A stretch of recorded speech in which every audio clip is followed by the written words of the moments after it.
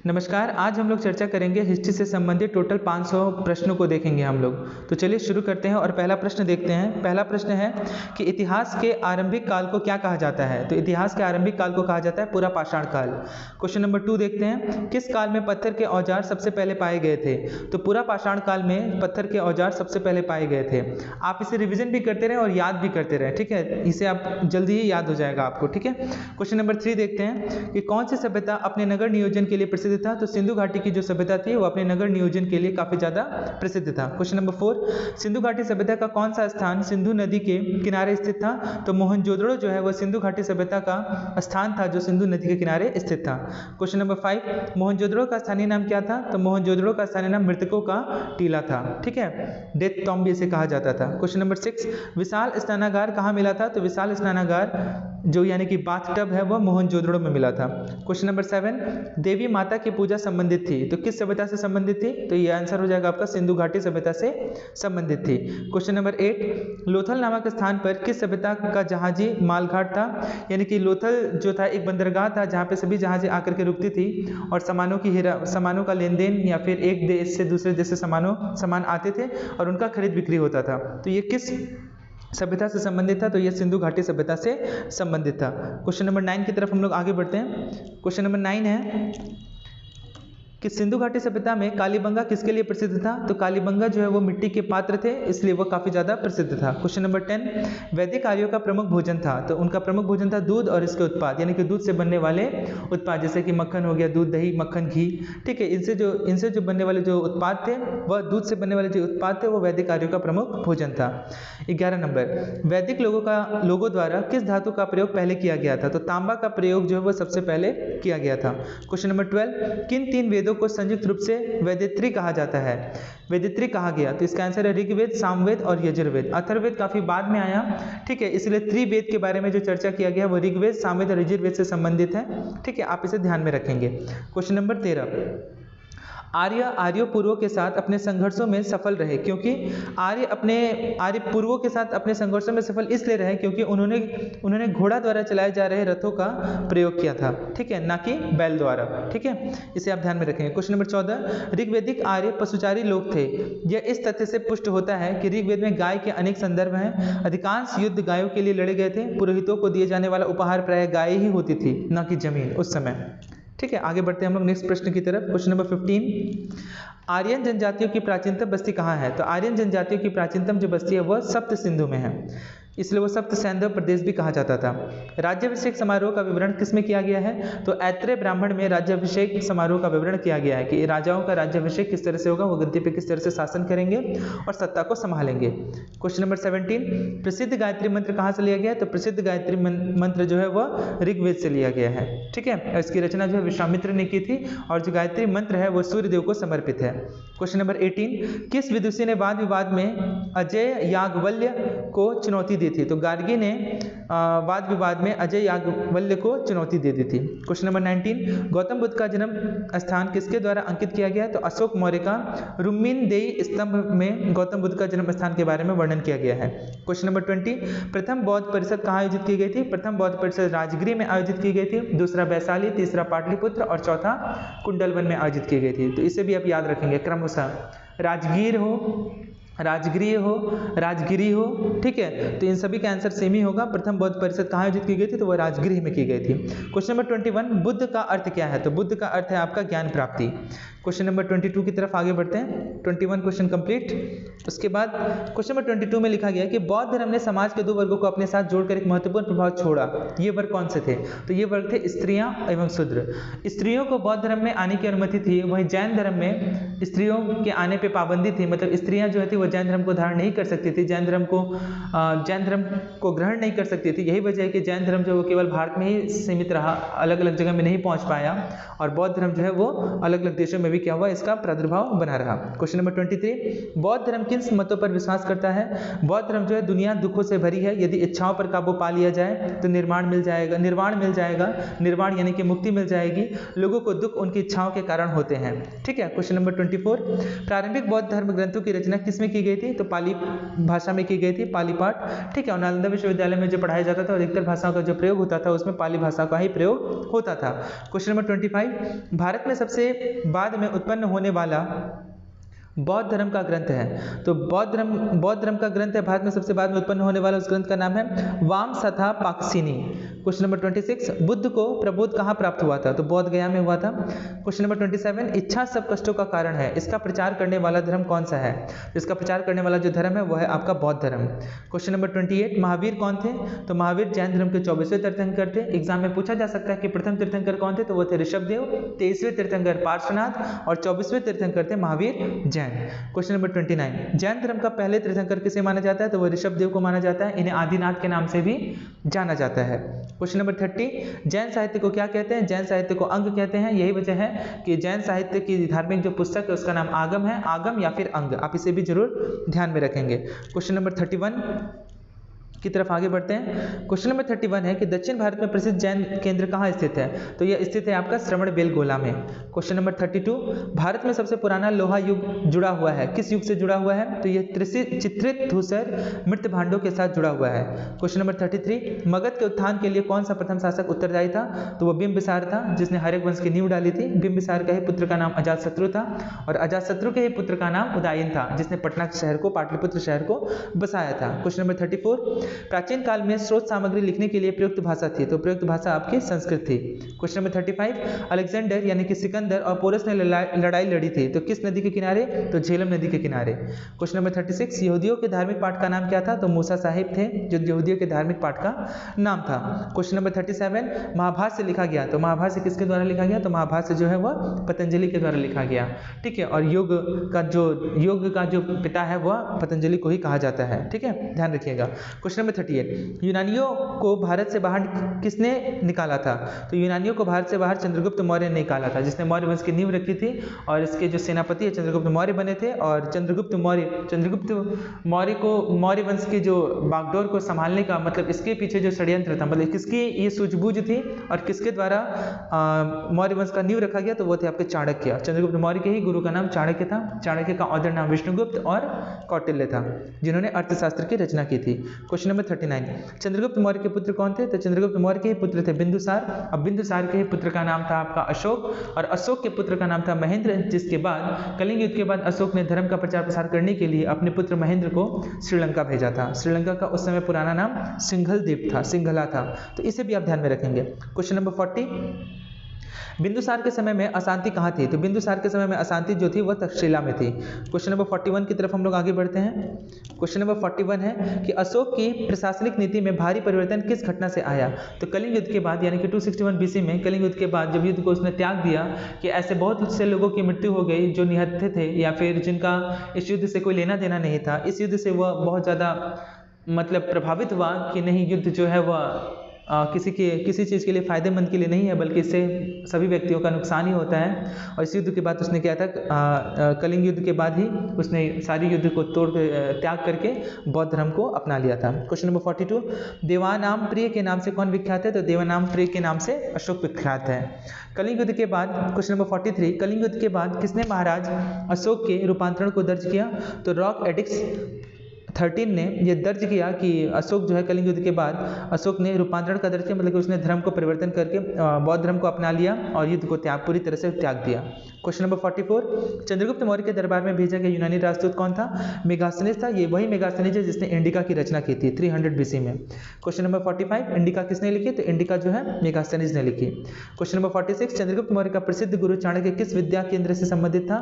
तो वह तक्षशिला से संबंधित था। याद रखिएगा, तक्षशिला से संबंधित है, ना कि वह नालंदा से। क्वेश्चन नंबर 47, अर्थशास्त्र के लेखक किसके समकालीन थे? तो अर्थशास्त्र के जो लेखक थे, कौन थे अर्थशास्त्र के लेखक? चाणक्य, विष्णुगुप्त, कौटिल्य। चाणक्य का ही ऑथर नाम था विष्णुगुप्त और कौटिल्य, जो कि चंद्रगुप्त मौर्य के समकालीन थे। ठीक है, आगे बढ़ते हैं हम लोग 47 के बाद। क्वेश्चन नंबर 48, क्वेश्चन नंबर 48 है कि अशोक के शिलालेख किस लिपि में खुदे हुए हैं? तो अशोक के जो शिलालेख है वह ब्राह्मी लिपि में खुदे हुए हैं। तो ये क्वेश्चन एग्जाम में बहुत बार पूछा जा चुका है, आप ध्यान देंगे। क्वेश्चन नंबर 49, किस प्रसिद्ध शासक को शिलालेखों का जनक कहा जाता था? तो अशोक को शिलालेखों का जनक कहा जाता था। क्वेश्चन नंबर 50, मौर्य वंश के शासन के दौरान स्थानिक कौन था? तो जिला प्रशासक जो थे वो मौर्य वंश के शासन के दौरान स्थानिक थे। क्वेश्चन नंबर 51, मौर्य वंश के अंतिम शासक कौन थे? तो मौर्य वंश के अंतिम शासक बृहद्रथ थे। क्वेश्चन नंबर 52, मिलिंद पान्नु क्या है? तो मिलिंद पान्नु एक बौद्ध पाठ है। अगला क्वेश्चन नंबर 53, कुषाण काल में भारतीय और शैली के मिश्रण से विकसित कला विद्यालय को किस नाम से जाना गया? तो उसे गांधार कला के नाम से जाना गया और सबसे पुरानी कला जो थी वो गांधार कला थी। क्वेश्चन नंबर 54, कुषाण वंश के प्रसिद्ध राजा का नाम बताइए। तो कुषाण वंश के प्रसिद्ध राजा का नाम कनिष्क है। लेकिन यही आपसे अगर एग्जाम में पूछते कि कुषाण वंश के संस्थापक कौन है, तो इसका आंसर हो जाएगा कुजुला कदफिसस।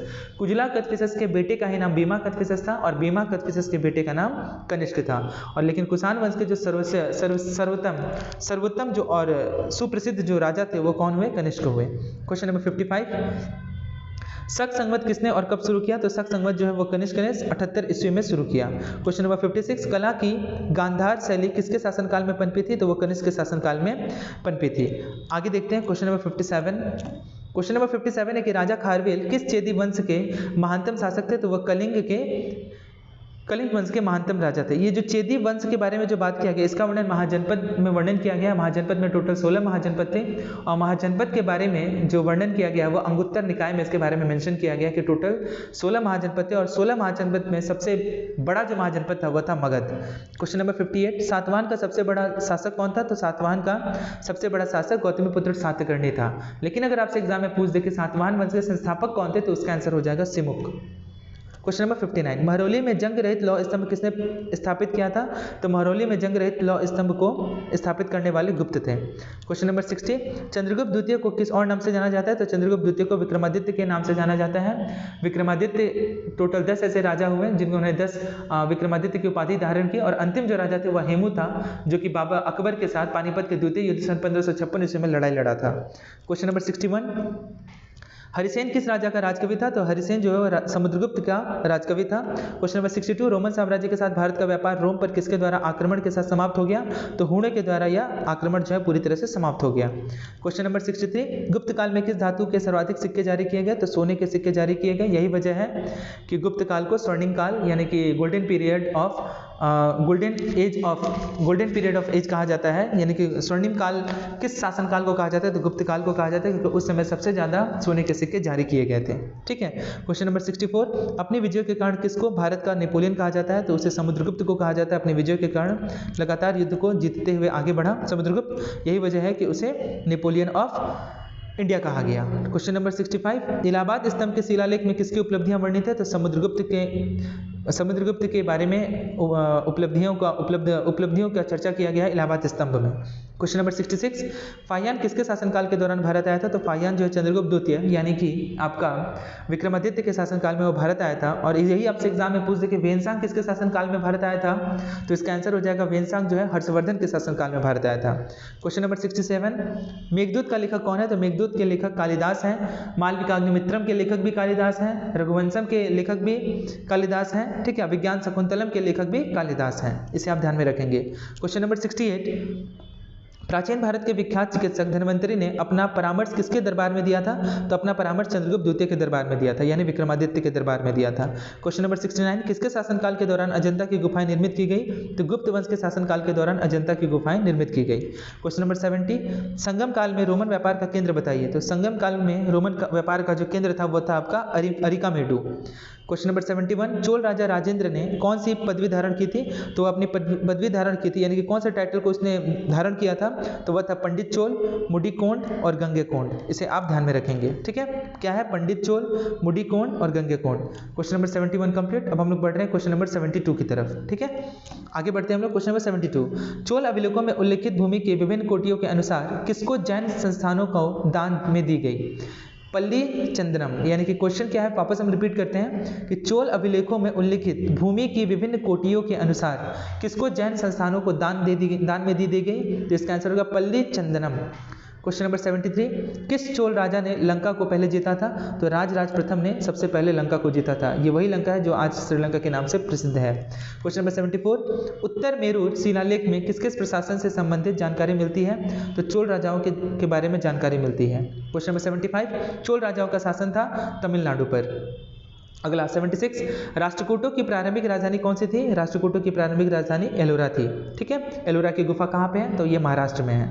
ठीक है, एलोरा के प्रसिद्ध शिव मंदिर का निर्माण किसके द्वारा करवाया गया था? वेरी वेरी इंपॉर्टेंट क्वेश्चन, बहुत बार एग्जाम में ये रिपीट भी हुआ है कि एलोरा के प्रसिद्ध शिव मंदिर का निर्माण जो है वह राष्ट्रकूट शासक कृष्णवन के द्वारा करवाया गया था। क्वेश्चन नंबर 78, राष्ट्रकूट के राजा अमोघवर्ष ने कौन सी पुस्तक लिखी थी? तो कवि राजमार्ग नामक पुस्तक जो है वह राष्ट्रकूट के राजा अमोघवर्ष ने लिखी थी। क्वेश्चन नंबर 79, राष्ट्रकूटों का सर्वाधिक चिरस्थायी योगदान था, किस चीज पर योगदान था? तो कन्नड़ काव्य के 3 कवि पंपा, पोन्ना, रान्ना तथा कैलाश मंदिर के द्वारा वह पूरी तरह से योगदान था।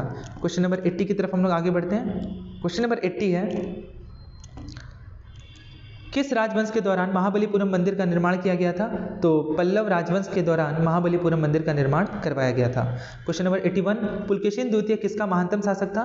तो पुलकेशिन द्वितीय जो है वातापी के चालुक्य राजा का महानतम शासक था। क्वेश्चन नंबर 82, रविकीर्ति जो एक जैन थे और जिन्होंने ऐहोल प्रशस्ति की रचना की थी, किसके संरक्षण द्वारा प्राप्त था? तो वह पुलकेशिन द्वितीय के दरबार में वह था, जैन रविकीर्ति। ठीक है, क्वेश्चन नंबर 83, प्रसिद्ध दिलवाड़ा मंदिर कहाँ स्थित है? तो प्रसिद्ध दिलवाड़ा का जो जैन मंदिर है वह राजस्थान में स्थित है।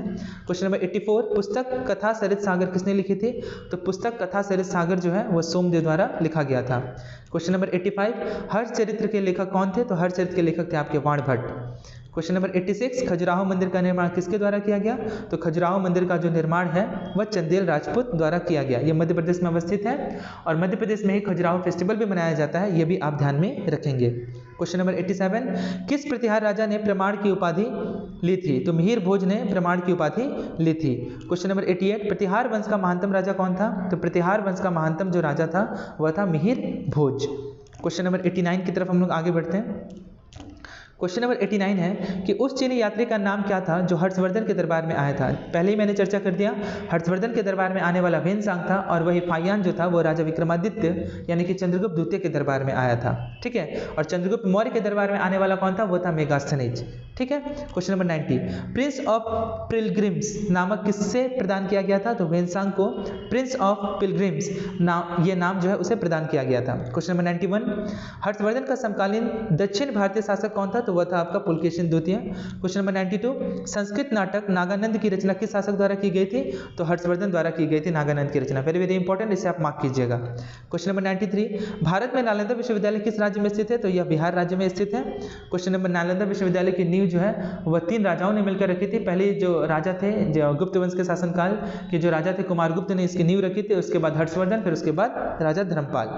क्वेश्चन नंबर 94, नालंदा विश्वविद्यालय को नष्ट करने वाला मुस्लिम आक्रमणकारी कौन था? तो वह था आपका मोहम्मद बिन बख्तियार खिलजी।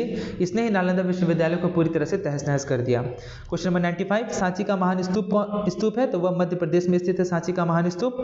क्वेश्चन नंबर 96, गीत गोविंद के रचयिता कौन है? तो गीत गोविंद के जो रचयिता है वह है आपके जयदेव। जयदेव ने गीत गोविंद की रचना की थी। तो इस तरह से हम लोगों ने 96 प्रश्नों को देखा। ठीक है, आप इसे अच्छे से रिवाइज कीजिएगा, ये आपको याद हो जाएगा। ठीक है, इसलिए मैं थोड़ा सा स्पीड में चल रहा हूँ। क्वेश्चन नंबर 97, दिद्या नाम की रानी ने भारत के किस भाग पर 980 से लेकर के 1003 ईस्वी तक शासन किया? तो कश्मीर पर शासन किया था। कश्मीर का पुराना नाम कुंडलवन है, जहाँ पे चौथी बौद्ध संगति यानी कि बुद्धिस्ट काउंसिल का आयोजन किया गया था। क्वेश्चन नंबर 98, सिंध पर विजय प्राप्त करने वाला अरब सेना के सेनापति का नाम बताइए। तो सिंध पर विजय प्राप्त करने वाला अरब सेना का सेनापति जो था वह था मोहम्मद बिन कासिम। क्वेश्चन नंबर 99, तराइन की दूसरी लड़ाई में पृथ्वीराज को किसने पराजित किया था? तो मोहम्मद गौरी। तराइन की दूसरी लड़ाई में पृथ्वीराज को पराजित करने वाला मोहम्मद गौरी था। तराइन का जो दूसरा जो युद्ध है वह 1192 में हुआ था, और वही जो पहला युद्ध के बारे में अगर बात करें तो वो आपका हुआ था 1191 में। 1191 में पृथ्वीराज चौहान तृतीय, ध्यान रखिएगा, पृथ्वीराज आपका ऑप्शन में रह सकता है पृथ्वीराज 1 2 3 4, तो पृथ्वीराज तृतीय के साथ मोहम्मद गौरी की लड़ाई हुई थी, जिसमें 1191 में तराइन के प्रथम युद्ध में मोहम्मद गौरी की हार हुई थी, पृथ्वीराज चौहान की जीत हुई थी। और उसी का बदला लेने के लिए फिर वापस से वो 1192 में आक्रमण करता है, जिसमें पृथ्वीराज चौहान की हार हो जाती है और मोहम्मद गौरी की जीत हो जाती है। और इसी के मोहम्मद पृथ्वीराज चौहान के समकालीन जो कवि थे उनका नाम था चंद बरदाई, जिन्होंने पृथ्वीराज रासो की रचना की थी। यह भी आप ध्यान में रखेंगे। क्वेश्चन नंबर 100 यानी 100, किस लड़ाई ने मोहम्मद गौरी के लिए दिल्ली क्षेत्र खोल दिया? तराइन की दूसरी लड़ाई ने मोहम्मद गौरी के लिए दिल्ली का क्षेत्र खोल दिया और वह दिल्ली पर पूरी तरह से आगमन कर लिया।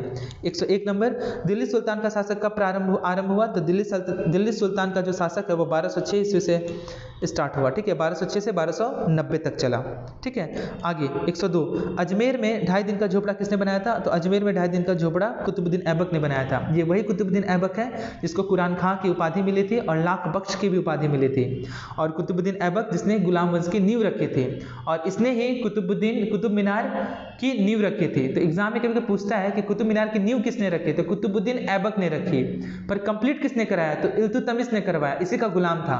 ठीक है, इसके 5th फ्लोर का निर्माण किसने करवाया? तो फिरोज शाह तुगलक ने करवाया। और इसका रिकंस्ट्रक्शन किसने करवाया? तो रिकंस्ट्रक्शन सिकंदर लोदी ने करवाया। तो ये सभी पॉइंट आप याद रखेंगे। और किसके याद में कुतुबुद्दीन ऐबक ने कुतुब मीनार का निर्माण कार्य को स्टार्ट किया था, आरंभ किया था? तो कुतुबुद्दीन बख्तियार काकी यानी अपने गुरु की याद में कुतुब मीनार की नींव को इसने क्या किया था? रखा था। यह भी आप ध्यान में रखेंगे। क्वेश्चन नंबर 103, किस शताब्दी में दिल्ली का कुतुब मीनार बनाया गया? तो 13वीं शताब्दी में दिल्ली का कुतुब मीनार बनाया गया था। 104, दिल्ली के सुल्तान का पद संभालने से पहले बलबन किस सुल्तान का प्रधानमंत्री था? तो वह नसरुद्दीन का प्रधानमंत्री था। ये वही बलबन है जो लौह रक्त की नीति को चलवाया था। ठीक है, 105, दिल्ली सल्तनत का उद्धारक कौन था? तो वह था इल्तुतमिश, क्योंकि 1206 में उसने कुतुबुद्दीन ऐबक ने गुलाम वंश की नींव रखी थी 1206 में, और 1210 में उसकी मृत्यु हो जाती है। फिर उसके बाद उसका ही जो गुलाम रहता है इल्तुतमिश, इसको गुलाम वंश को आगे लेके जाता है। ठीक है, यानी कि दिल्ली सल्तनत को। क्वेश्चन नंबर 106, चंगेज खान ने जलालुद्दीन का पीछा करते हुए किसके शासनकाल में भारत की सीमाओं पर आक्रमण किया था? तो इल्तुतमिश की सीमाओं पर भारत पर आक्रमण किया था। आगे बढ़ते हैं हम लोग क्वेश्चन नंबर 107 की तरफ। उम्मीद करता हूं कि आप लोगों को सभी प्रश्न अच्छे से समझ में आ रहे होंगे और इसका उत्तर भी आप इसे अच्छे से देखें और इसे बार बार आप रिवाइज करेंगे तो आप इसे मतलब सुन लेंगे तो आपको ये क्या हो जाएगा, आसानी से याद हो जाएगा। ठीक है, आपका सब पढ़ा हुआ है, बस आपको केवल रिवीजन करने की आवश्यकता है। ठीक है, कंप्लीट हिस्ट्री टोटल 500 प्रश्नों को मैं आज ही खत्म करूंगा। ठीक है, क्वेश्चन नंबर 107, प्रसिद्ध फारसी त्यौहार नवरोज का प्रवर्तन किसने किया? तो नवरोज जो त्यौहार है उसका स्टार्ट करने वाला व्यक्ति वो बलबन था और इसने 2 प्रथा भी चलाई थी, एक था पबौस और एक सजदा, यानी कि पबौस यानी कि सिर झुकाकर प्रणाम करना और सजदा यानी सिर झुकाकर प्रणाम करना और पबौस यानी कि साष्टांग प्रणाम करना। ठीक है, तो इस प्रथा को भी स्टार्ट करने वाला कौन था? वह था आपका बलबन। 108 नंबर, रजिया सुल्तान किसकी बेटी थी? तो रजिया सुल्तान जो है वो इल्तुतमिश की बेटी थी। 109, और यह पहली और अंतिम दिल्ली सल्तनत की सुल्तान थी जो 1236 ईस्वी से 1240 ईस्वी तक शासन की थी। 109 नंबर, वे 2 वंशज कौन थे जिन्होंने खिलजी शासकों से तत्काल पहले और बाद में शासक किया था? तो वह थे सैयद तथा लोदी। सैयद वंश की नींव किसने रखी थी? आपके खिज्र खां ने, और लोदी वंश की नींव किसने रखी थी? बहलोल लोदी ने। क्वेश्चन नंबर 110, स्वयं को दूसरा सिकंदर यानी सिकंदर सानी कहने वाला सुल्तान कौन था? अलाउद्दीन खिलजी। यही वजह है कि उसने अपने आप को उपाधि ही दे दिया था सिकंदर सानी। क्वेश्चन नंबर 111, दक्षिण विजय करने का मिशन अलाउद्दीन खिलजी ने किसे सौंपा था? तो मलिक कफूर को सौंपा था। ये वही मलिक कफूर है जिसे 1000 दिनारी भी कहा जाता है, जिसको अहिल्याबाड़ के बाजार से इसने खरीद कर लाया था। क्वेश्चन नंबर 112, वह सुल्तान कौन था जिसने खलीफा के अधिकार को मानने से इनकार कर दिया? तो वह था आपका अलाउद्दीन खिलजी। क्वेश्चन नंबर 113, वर्तमान दौलताबाद जहां मोहम्मद बिन तुगलक ने दिल्ली से राजधानी को हस्तांतरित किया था, ये किसके समीप है? तो यह औरंगाबाद के समीप है। अगला देखते हैं क्वेश्चन नंबर 114, मनियारों का राजकुमार किसे कहा जाता है? तो मनियारों का राजकुमार मोहम्मद बिन तुगलक को कहा जाता है। क्वेश्चन नंबर 115, लोदी वंश का संस्थापक कौन था? तो लोदी वंश का संस्थापक बहलोल लोदी था। क्वेश्चन नंबर 116, दिल्ली सल्तनत का अंतिम वंश क्या था? तो दिल्ली सल्तनत का अंतिम वंश लोदी वंश था और यही 1526 ईस्वी में बाबर जब भारत की तरफ हिंदुस्तान की तरफ जब रुख करता है तो उसे पानीपत का प्रथम युद्ध लड़ना पड़ता है लोदी वंश के अंतिम सुल्तान इब्राहिम लोदी के साथ, और लोदी वंश को पूरी तरह से समाप्त करके उसने मुगल वंश की नींव रखी 1526 ईस्वी में। बाबर का पूरा नाम था ज़हीरुद्दीन मोहम्मद बाबर, जो कि उमर शेख मिर्जा का बेटा था और उनकी मां का नाम कुतुब निगार था। आगे देखते हैं क्वेश्चन नंबर 117, सूफी परंपरा में पीर से क्या आशय है? तो सूफी परंपरा में पीर से आशय है सूफियों का गुरु। क्वेश्चन नंबर 118, सूफी आदेशों को किस नाम से जाना गया? तो सूफी आदेशों को सिलसिला नाम से जाना गया। क्वेश्चन नंबर 119, भक्ति प्रचारक शंकर देव ने किस प्रादेशिक भाषाओं का उपयोग करके उसे लोकप्रिय बनाया था? तो असमिया भाषाओं का प्रयोग करके उसे काफ़ी ज़्यादा लोकप्रिय बनाया था। क्वेश्चन नंबर 119 के बाद हम लोग आगे बढ़ रहे हैं क्वेश्चन नंबर 120 की तरफ।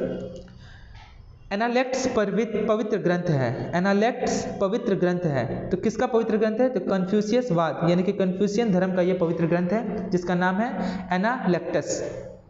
क्वेश्चन नंबर 121, विजयनगर राज्य की स्थापना किसने की थी? तो विजयनगर राज्य की स्थापना संगम वंश ने की थी। ठीक है, 1336 ईस्वी में हरिहर बुक्का नामक दो भाइयों ने मिलकर के विजयनगर राज्य की नींव रखी थी, लेकिन स्थापना का जो श्रेय है वो जाता है संगम वंश से, ये संबंधित थे। क्वेश्चन नंबर, और विजयनगर साम्राज्य का जो सबसे प्रतापी और सबसे सर्वश्रेष्ठ महानतम राजा था उसका नाम था कृष्णदेवराय वर्मन। क्वेश्चन नंबर 122, गोवा के महत्वपूर्ण किले को बहमनियों से छीनने वाला प्रथम विजयनगर शासक कौन था? छीनने वाला प्रथम राजा शासक कौन था? तो वह था आपका हरिहर द्वितीय। क्वेश्चन नंबर 130, कृष्णदेव राय किस राजवंश के शासक थे? तो वह विजयनगर राज्य के शासक थे, और विजयनगर शासक की जो नींव रखी गई थी वह 1336 ईस्वी में रखी गई थी, यह भी आप ध्यान में रखेंगे। क्वेश्चन नंबर 124, तेलुगु कृति अमुक्तमाल्यदा के लेखक कौन थे? तो तेलुगु कृति वेरी वेरी इंपॉर्टेंट, ये क्वेश्चन एग्जाम में बहुत बार पूछा जा चुका है कि अमुक्तमाल्यद के लेखक कौन थे? तो वह थे कृष्णदेवराय वर्मन। क्वेश्चन नंबर 125, हम्पी के स्मारकों के समूह का निर्माण किसने करवाया, कब किया गया था? तो 1565 ईस्वी में किया गया था। 126, मरमर विधि से गोल गुंबज का निर्माण किस शासक द्वारा किया गया था? तो मोहम्मद बिन तुगलक द्वारा किया गया था। क्वेश्चन नंबर 127, गोल गुंबज कहाँ है? तो गोल गुंबज जो है वह बीजापुर में स्थित है। क्वेश्चन नंबर 128, चित्तौड़ का कीर्ति स्तंभ किसने बनवाया था? तो चित्तौड़ का कीर्ति स्तंभ राणा कुंभा द्वारा बनवाया गया था। क्वेश्चन नंबर 129, बाबर ने भारत पर किस वर्ष आक्रमण किया था? तो 1526 ईस्वी में आक्रमण किया था। ये वही पानीपत का प्रथम युद्ध है जो कि 3 युद्ध हुआ था टोटल। पानीपत का प्रथम युद्ध 1526 में, द्वितीय 1556 में और तीसरा 1761 में। और यही पानीपत का प्रथम युद्ध जीतने के बाद उसने क्या किया था? हिंदुस्तान पे मुगल वंश की नींव को रखी थी। क्वेश्चन नंबर 130 की तरफ आगे बढ़ते हैं हम लोग। क्वेश्चन नंबर 130 है कि भारत का प्रथम मुगल बादशाह कौन था? तो बाबर था, पूरा नाम जहीरुद्दीन मोहम्मद बाबर। क्वेश्चन नंबर 131, पानीपत की प्रथम लड़ाई किन दो सेनाओं के बीच हुई थी?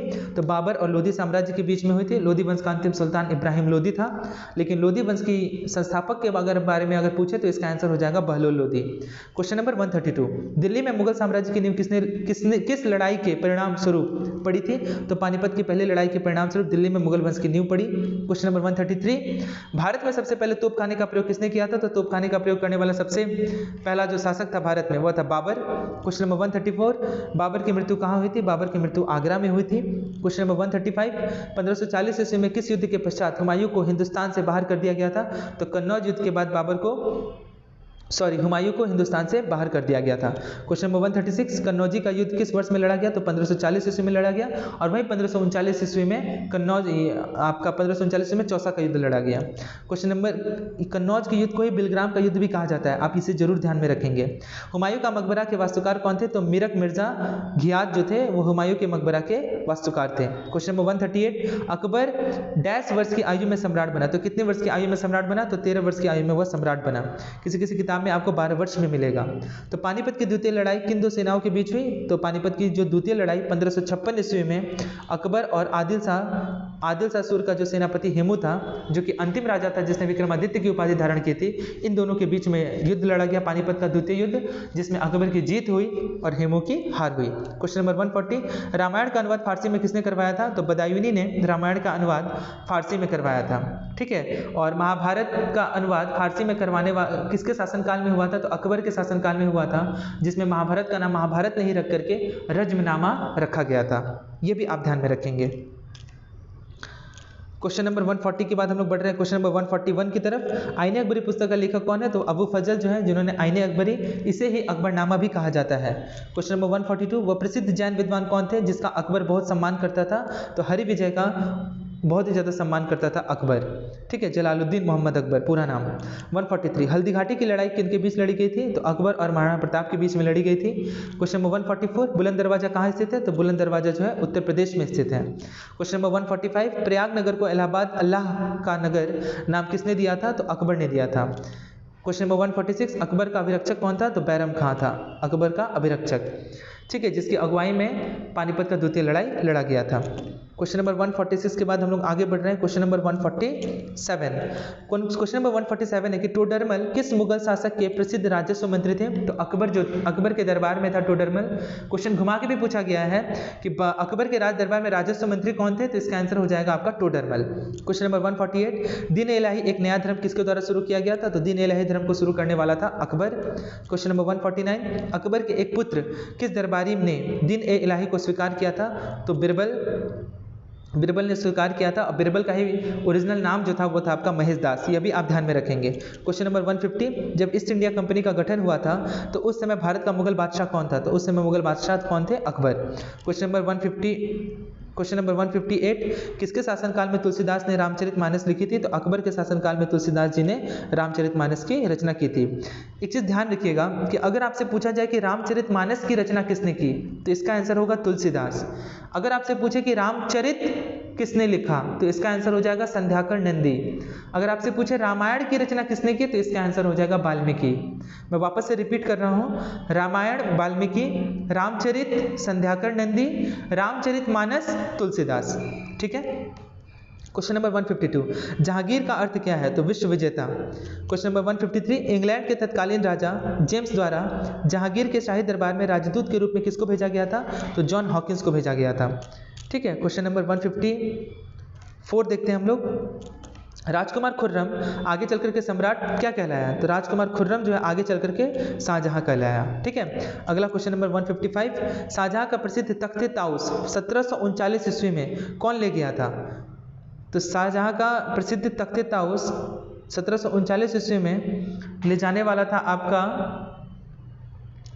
ये अभी ध्यान में नहीं आ रहा है, ये आप मुझे इसका आंसर आप मुझे कमेंट करके बताएं कि शाहजहां का प्रसिद्ध तख्ते ताउस जो है 1739 में, यानी इसे ही मयूर सिंहासन कहा गया। ठीक है। 1739 ईस्वी में कौन लेकर के गया था? ठीक है,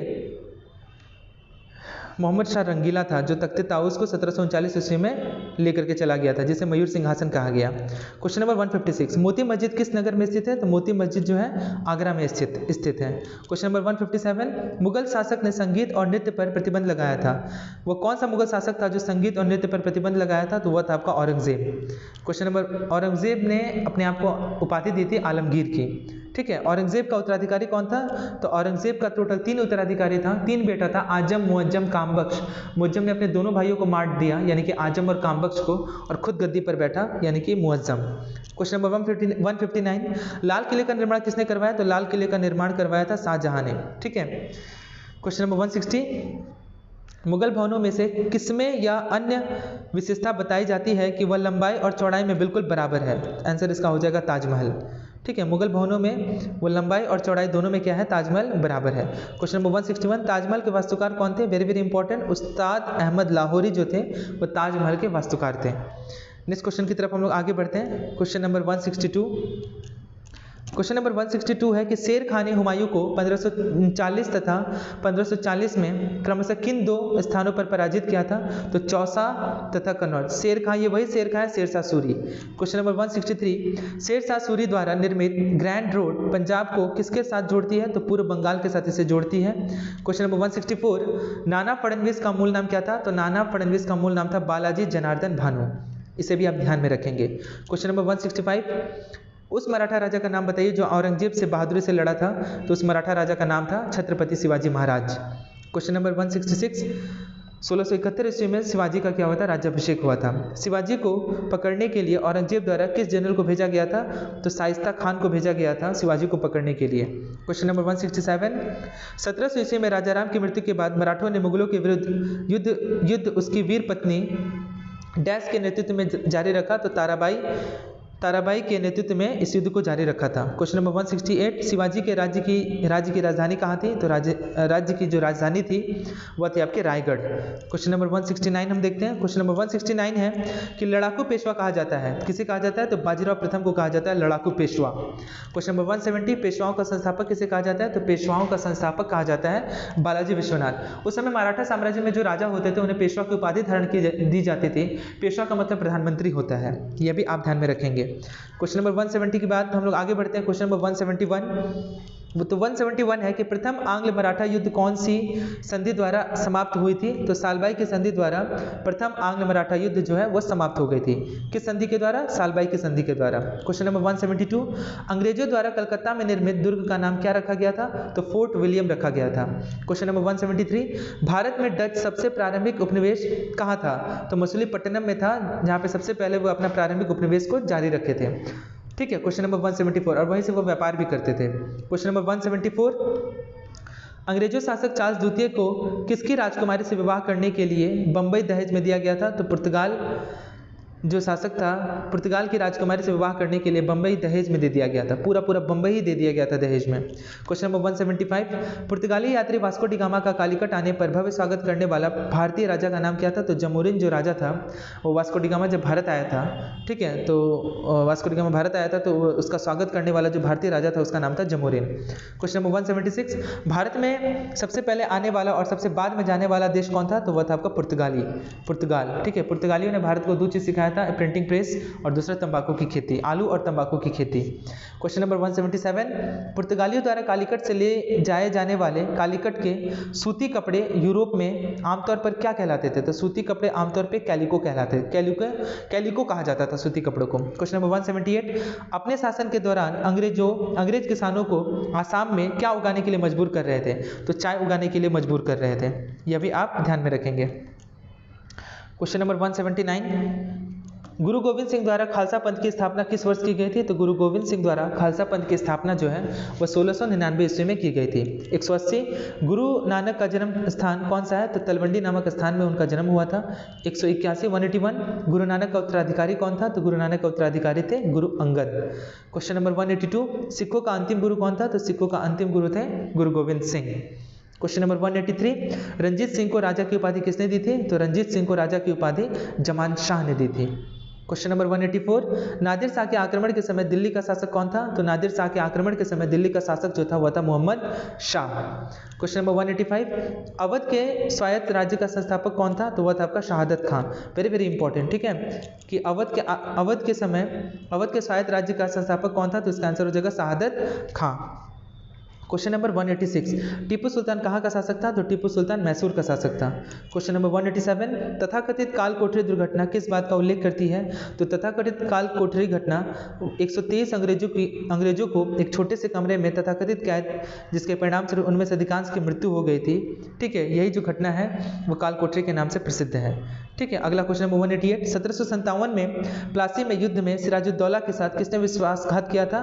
तो प्लासी के युद्ध में सिराजुद्दौला के साथ विश्वासघात करने वाला जो व्यक्ति था वह था मीर जाफर, जो कि अंग्रेजों से जाकर के मिल गया और उस समय बंगाल का जो गवर्नर था उसका नाम था रॉबर्ट क्लाइव।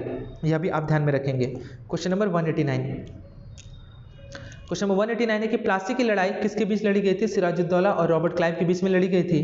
क्वेश्चन नंबर 190, पुर्तगाली संस्कृति के अवशेष भारत में कहाँ पाए जाते हैं? तो वो गोवा में पाए जाते हैं। यही वजह है कि गोवा सबसे अंत में आज़ाद होने वाला राज्य बना सन 1961 ईस्वी को। क्वेश्चन नंबर 191, किस युद्ध से भारत में फ्रांसीसियों के भाग्य का निर्णय हुआ था? तो वांडीवास की लड़ाई के माध्यम से भारत में फ्रांसीसियों के भाग्य का निर्माण हुआ था।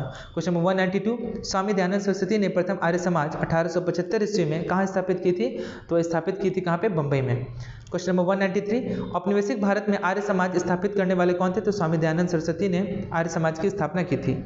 ठीक है, आगे बढ़ते हैं हम लोग। क्वेश्चन नंबर 193 के बाद क्वेश्चन नंबर 194, रामकृष्ण मिशन की स्थापना किसने की थी? तो रामकृष्ण मिशन की स्थापना स्वामी विवेकानंद ने की थी। ठीक है, स्वामी विवेकानंद के गुरु कौन थे? तो स्वामी विवेकानंद के गुरु थे स्वामी रामकृष्ण परमहंस। ठीक है, उन्हीं की पत्नी का नाम शारदा देवी था। क्वेश्चन नंबर 195, अंग्रेजों ने भारत में अंग्रेजी को शिक्षा का माध्यम कब बनाया? तो सन 1835 ईस्वी में अंग्रेजों ने भारत में अंग्रेजी को शिक्षा का माध्यम बनाया। अगला क्वेश्चन नंबर 196, अलीगढ़ आंदोलन के संस्थापक कौन थे? तो सर सैयद अहमद खान जो थे वो अलीगढ़ आंदोलन के संस्थापक थे। क्वेश्चन नंबर 197, नए भारत का पैगंबर किसे कहा जाता है? तो नए भारत का पैगंबर राजा राम मोहन राय को कहा जाता है। क्वेश्चन नंबर 198, ब्रह्म समाज के संस्थापक कौन थे? तो ब्रह्म समाज के संस्थापक राजा राम मोहन राय थे। क्वेश्चन नंबर 199, प्रार्थना समाज का संस्थापक कौन थे? तो प्रार्थना समाज के संस्थापक आत्माराम पांडुरंग थे। क्वेश्चन नंबर 200, वह आयोग जिसने सबसे पहले भारत में प्राथमिक एवं माध्यमिक शिक्षा पर ध्यान दिया? तो चार्ल्स आयोग थी जो सबसे पहले भारत में प्राथमिक और माध्यमिक यानी कि primary education and secondary education पर सबसे ज़्यादा ध्यान ध्यान दिया। क्वेश्चन नंबर 201 201 19वीं शताब्दी में सबसे पहले शुरू किया जाने वाला सुधार आंदोलन कौन सा था? तो वह था आपका ब्रह्म समाज। क्वेश्चन नंबर 202 यानी कि 202 सत्यशोधक समाज की स्थापना किसके द्वारा की गई थी? तो सत्यशोधक समाज की स्थापना जो है वो ज्योतिबा फुले के द्वारा की गई थी।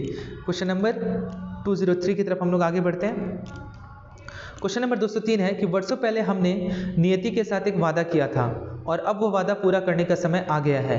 ये सब 14 अगस्त 1947 की रात को किसने कहे थे? वापस से रिपीट कर रहे हैं कि वर्षों पहले हमने नियति के साथ एक वादा किया था, अब वह वादा पूरा करने का समय आ गया है। यहाँ पे किस वादे के बारे में बात किया जा रहा है? यहाँ पे उस वादे के बारे में बात किया जा रहा है, देश की आज़ादी के वादे के बारे में बात किया जा रहा है कि जिस वर्षों से जिस लड़ाई को हम लड़ रहे थे, आज़ादी की भावना को, ठीक है, आज़ाद देश को आज़ाद कराने का, वो समय अब आ गया है। ये शब्द 14 अगस्त 1947 की रात को किसने कहे थे? तो पंडित जवाहरलाल नेहरू ने कहे थे। इनके द्वारा लिखा गया किताब है भारत की खोज, अंग्रेजी में इसे कहा जाता है the discovery of India. Question number 204 किसने कहा था स्वाद का वास्तविक स्थान जीवा नहीं बल्कि मन है? महात्मा गांधी ने कहा था कि स्वाद का वास्तविक स्थान जीव नहीं, जीवा यानी कि जीव नहीं बल्कि मन है। क्वेश्चन नंबर 205 किसने कहा था कि सत्य परम तत्व है और वह ईश्वर है? यह भी कथन महात्मा गांधी जी द्वारा कहा गया था।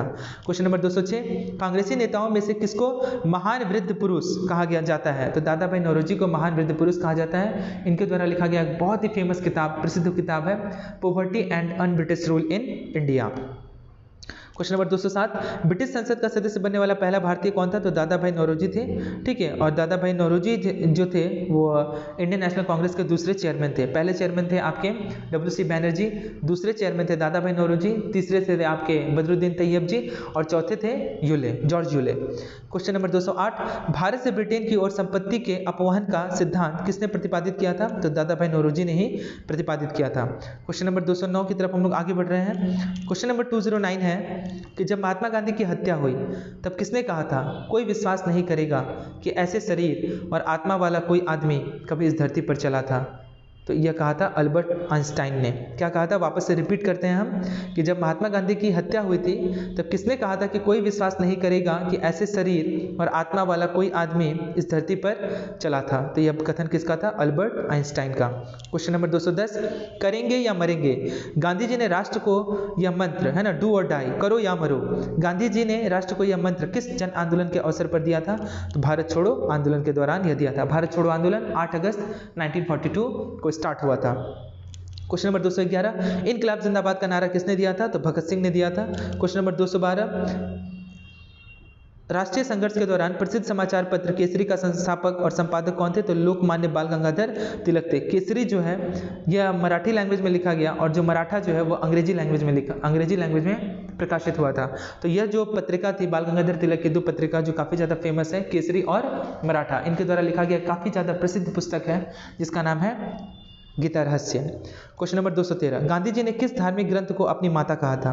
तो श्रीमद् भागवत गीता को महात्मा गांधी जी ने धार्मिक ग्रंथ को अपनी माता कहा था, ठीक है, श्रीमद् भागवत गीता को। क्वेश्चन नंबर 213 के बाद हम आगे बढ़ रहे हैं क्वेश्चन नंबर 214 की तरफ, 214, ठीक है। तो 214 क्या है कि मौलाना अबुल कलाम आज़ाद जो कि हमारे देश के फर्स्ट एजुकेशन मिनिस्टर रहे हैं, ने 1912 में एक उर्दू साप्ताहिक अल हिलाल, वेरी वेरी इंपॉर्टेंट, ये एग्जाम में क्वेश्चन पूछा है, अल हिलाल शुरू किया, किंतु सरकार द्वारा उस पर प्रतिबंध लगा दिए जाने के बाद अल बलाग की स्थापना की।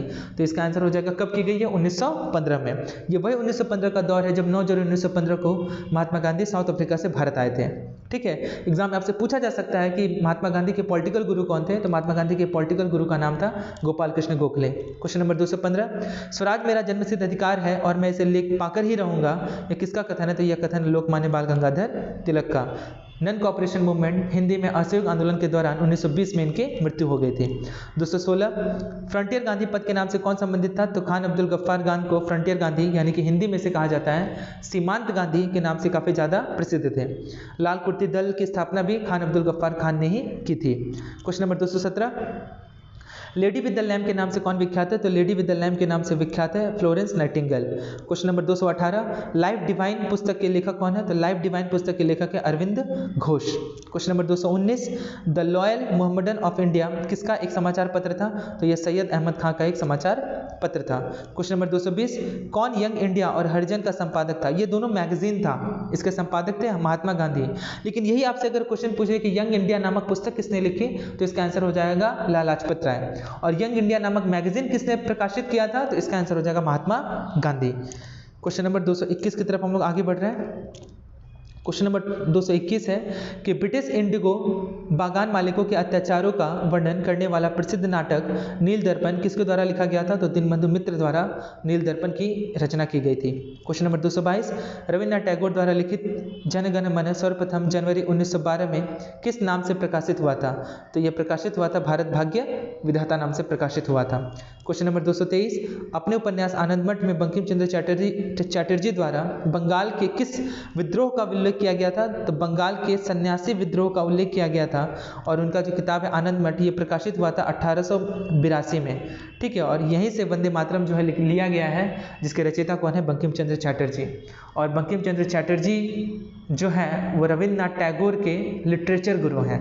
तो यह भी आपसे एग्जाम में पूछा जा सकता है कि रविन्द्रनाथ टैगोर के लिटरेचर गुरु कौन है? तो रविन्द्रनाथ टैगोर के लिटरेचर जो गुरु हैं वो है बंकिम चंद्र चटर्जी। क्वेश्चन नंबर 224, अरविंद को किस मामले में गिरफ्तार किया गया था? तो अरविंद को अलीपुर बम केस में गिरफ्तार किया गया था, अरविंद घोष को। क्वेश्चन नंबर 225, अभिनव भारत नामक संस्था की स्थापना किसने की थी? तो अभिनव भारत नामक संस्था की स्थापना विनायक दामोदर सावरकर ने की थी। क्वेश्चन नंबर 226, लाहौर षड्यंत्र मामला किसके विरुद्ध रजिस्टर किया गया था? तो ये भगत सिंह के विरुद्ध यह जो मामला है लाहौर षड्यंत्र मामला यह दर्ज किया गया था। क्वेश्चन नंबर 227, नौजवान भारत सभा किसके द्वारा स्थापित की गई थी? तो सरदार भगत सिंह के द्वारा स्थापित की गई थी। और सरदार भगत सिंह के द्वारा ही एक किताब लिखा गया था कि वाई आई एम एथिस्ट, मैं नास्तिक क्यों हूँ। ठीक है, इसकी यह भी आपसे एग्जाम में पूछा जा सकता है कि यह जो पुस्तक है किसके द्वारा लिखा गया था? तो यह था आपका सरदार भगत सिंह। और सरदार भगत सिंह जो थे वह सचिंद्रनाथ सान्याल द्वारा लिखा गया जो एक किताब था जिसका नाम था बंदी जीवन, इससे काफ़ी ज़्यादा यह ओतप्रोत थे, काफ़ी ज़्यादा प्रभावित हुए थे। और यही वजह है कि बंदी जीवन को क्रांतिकारियों की पुस्तक भी कहा जाता है, यह भी आप ध्यान में रखेंगे। क्वेश्चन नंबर 227 के बाद हम आगे बढ़ रहे हैं। क्वेश्चन नंबर 228, यूएसए में सैन फ्रांसिस्को में गदर पार्टी की स्थापना किसने की थी? तो गदर पार्टी की स्थापना की थी लाला हरदयाल और सोहन सिंह भाखना। ये दो व्यक्ति थे जिन्होंने गदर पार्टी की स्थापना की थी 1913 ईस्वी में, यह भी आप ध्यान में रखेंगे। ठीक है, क्वेश्चन नंबर 229, मंगल पांडे ने 1857 के विद्रोह में पहली गोली चलाई थी, कहाँ चलाई थी पहली गोली? तो बैरकपुर में चलाई थी। ठीक है, यह विरोध था गाय और सुअर के चर्बी का इस्तेमाल किया गया था कारतूस में, इसी के विरोध में मंगल पांडे ने विद्रोह कर दिया था। 230, 1857 के विद्रोह का प्रशासनिक परिणाम शक्ति का अंतरण क्या था? तो ईस्ट इंडिया कंपनी से ब्रिटिश सम्राट को अपने तख्त से हटाना, यही 1857 की क्रांति का मुख्य उद्देश्य था। और ये भड़क कब उठी? जब कारतूस में गाय और सुअर की चर्बी का प्रयोग किया जाने लगा। क्वेश्चन नंबर 231, 1857 के विद्रोह के दौरान भारत का गवर्नर जनरल कौन था? वेरी वेरी इंपॉर्टेंट क्वेश्चन, तो इसका आंसर हो जाएगा लॉर्ड कैनिंग। 232, कानपुर के गदर का नेतृत्व किसने किया था? तो नाना साहिब ने किया था। क्वेश्चन नंबर 233, भारत में सिविल सर्विस का सूत्रपात किसने किया था? लॉर्ड कॉर्नवालिस ने किया था। ठीक है, फादर ऑफ सिविल सर्विस, यही वजह फादर ऑफ सिविल सर्विस कहा जाता है लॉर्ड कॉर्नवालिस को। ठीक है, भारत में सिविल सर्विस की जो स्थापना हुई थी वो आपकी हुई थी 1 अक्टूबर 1926 में इसकी नींव रखी गई थी। बट एग्जाम में आपसे ये पूछा जाता है कि सिविल सर्विस डे कब मनाया जाता है? तो इसका आंसर 1 अक्टूबर नहीं होगा, बल्कि इसका आंसर हो जाएगा 1 अप्रैल को सिविल सर्विस डे मनाया जाता है। क्लियर है? आगे बढ़ते हैं हम लोग। क्वेश्चन नंबर 233 के बाद हम लोग आगे बढ़ रहे हैं क्वेश्चन नंबर 234 की तरफ। 234 है कि सरकार का कंपनी से सम्राट को अंतरण लॉर्ड कैनिंग द्वारा 1 नवंबर 1858 को घोषित किया गया था। तो कहाँ घोषित किया गया था? यह इलाहाबाद में घोषित किया गया था। क्वेश्चन नंबर 235, 1877 में इंपीरियल दरबार में हाथ से काटी हुई खादी के कपड़े पहनकर कौन गया था? तो जीवी जोशी जो है हाथ से काटी हुई खादी के कपड़े पहनकर वो 1877 ईस्वी में इंपीरियल दरबार में चले गए थे। 236, ब्रिटिश शासन के दौरान तत्कालीन मद्रास प्रेसिडेंसी में रैयतवाड़ी प्रणाली की शुरुआत करने वाला कौन था? तो थॉमस मुनरो जो था वो रैयतवाड़ी प्रणाली को शुरुआत करने वाला व्यक्ति था। क्वेश्चन नंबर 237, बंगाल के प्रथम गवर्नर जनरल कौन थे? तो बंगाल के प्रथम गवर्नर जनरल थे वॉरेन हेस्टिंग्स। क्वेश्चन नंबर 238, किस गवर्नर जनरल ने भारत में सती प्रथा का अंत किया था? तो लॉर्ड विलियम बेंटिक और राजा राम मोहन राय की अगुवाई में इन दोनों व्यक्तियों का विशेष योगदान है कि भारत में सती प्रथा को समाप्त किया गया था।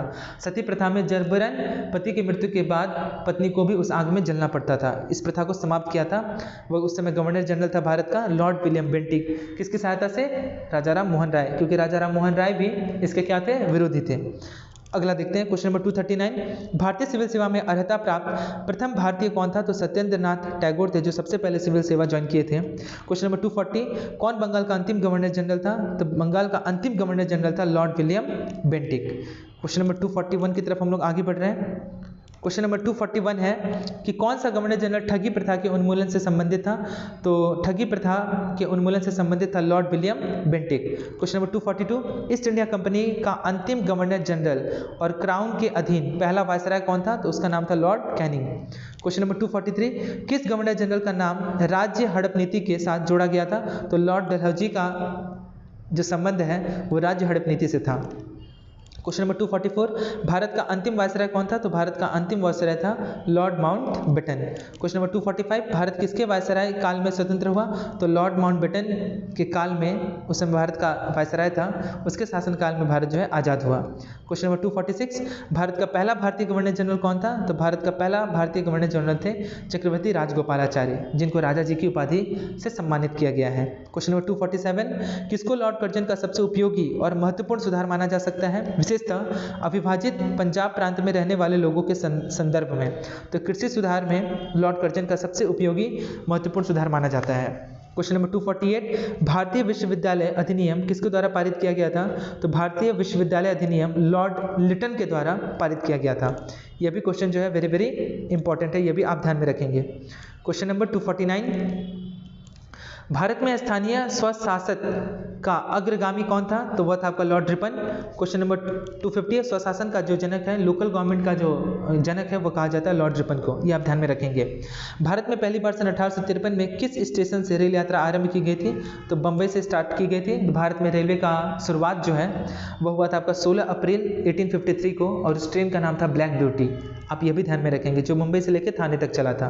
Question number 251, Pitt's India act के अंतर्गत किसे स्थापित किया गया? तो पिट्स इंडिया एक्ट के तहत नियंत्रण बोर्ड को, यानी कि कंट्रोल बोर्ड को स्थापित किया गया। क्वेश्चन नंबर 252, कलकत्ता में उच्चतम न्यायालय की स्थापना किसके द्वारा की गई? तो कलकत्ता में उच्चतम न्यायालय की जो स्थापना है वो 1773 का विनियामक अधिनियम के द्वारा की गई। क्वेश्चन नंबर 253, सांप्रदायिक निर्वाचन क्षेत्रों की पद्धति की शुरुआत भारत में किसके द्वारा की गई? तो सांप्रदायिक निर्वाचन क्षेत्रों की पद्धति की शुरुआत भारत में 1909 में मिंटो मॉर्ले सुधार द्वारा की गई। ठीक है, आगे बढ़ते हैं हम लोग क्वेश्चन नंबर 253 के बाद क्वेश्चन नंबर 254। तो क्वेश्चन नंबर 254 है कि किस अधिनियम की महत्वपूर्ण विशेषता प्रांतीय स्वायत्तता थी? तो 1935 जो है वो गवर्नमेंट ऑफ इंडिया एक्ट के तहत आया गया, और कहा जाता है कि गवर्नमेंट ऑफ इंडिया एक्ट में से 90% जो हिस्सा है वो संविधान निर्माण कार्य में लगा था, और पूरे संविधान को बनने में 2 साल 11 महीने 18 दिन का समय लग गया। टोटल 60 देशों से लिया गया संविधान था, और जिसमें लगभग 64 लाख रुपए उस समय खर्च हुए थे। 255 नंबर क्वेश्चन है कि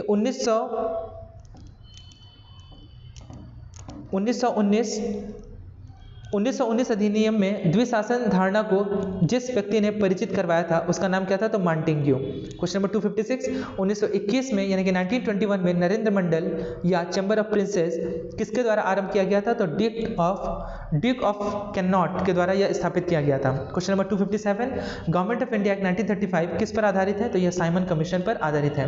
साइमन कमीशन भारत का, इसका निर्माण हो गया था 1927 में, लेकिन भारत आया 1928 में। क्वेश्चन नंबर 258, और इसी साइमन कमीशन में लाला लाजपत राय की मृत्यु हो गई थी 10 दिन के बाद, सिर पर चोट लगने के बाद।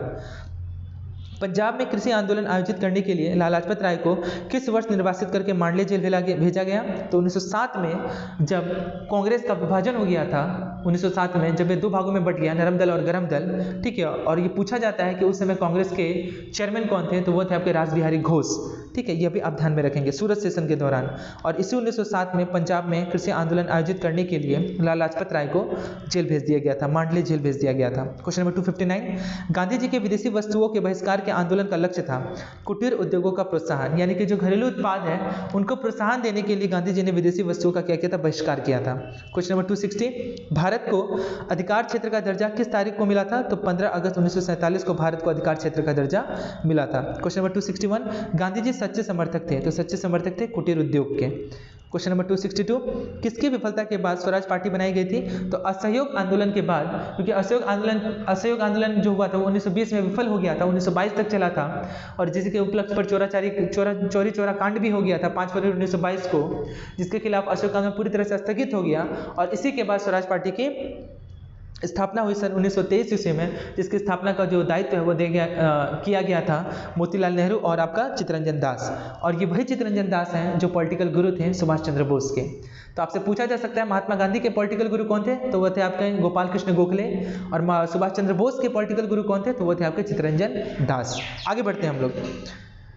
क्वेश्चन नंबर 263, मोतीलाल नेहरू और चित्तरंजन दास संस्थापक थे, तो किसके थे, स्वराज पार्टी के। स्वराज पार्टी की नींव कब रखी गई थी, 1923 ईस्वी में, यह भी आप ध्यान में रखेंगे। क्वेश्चन नंबर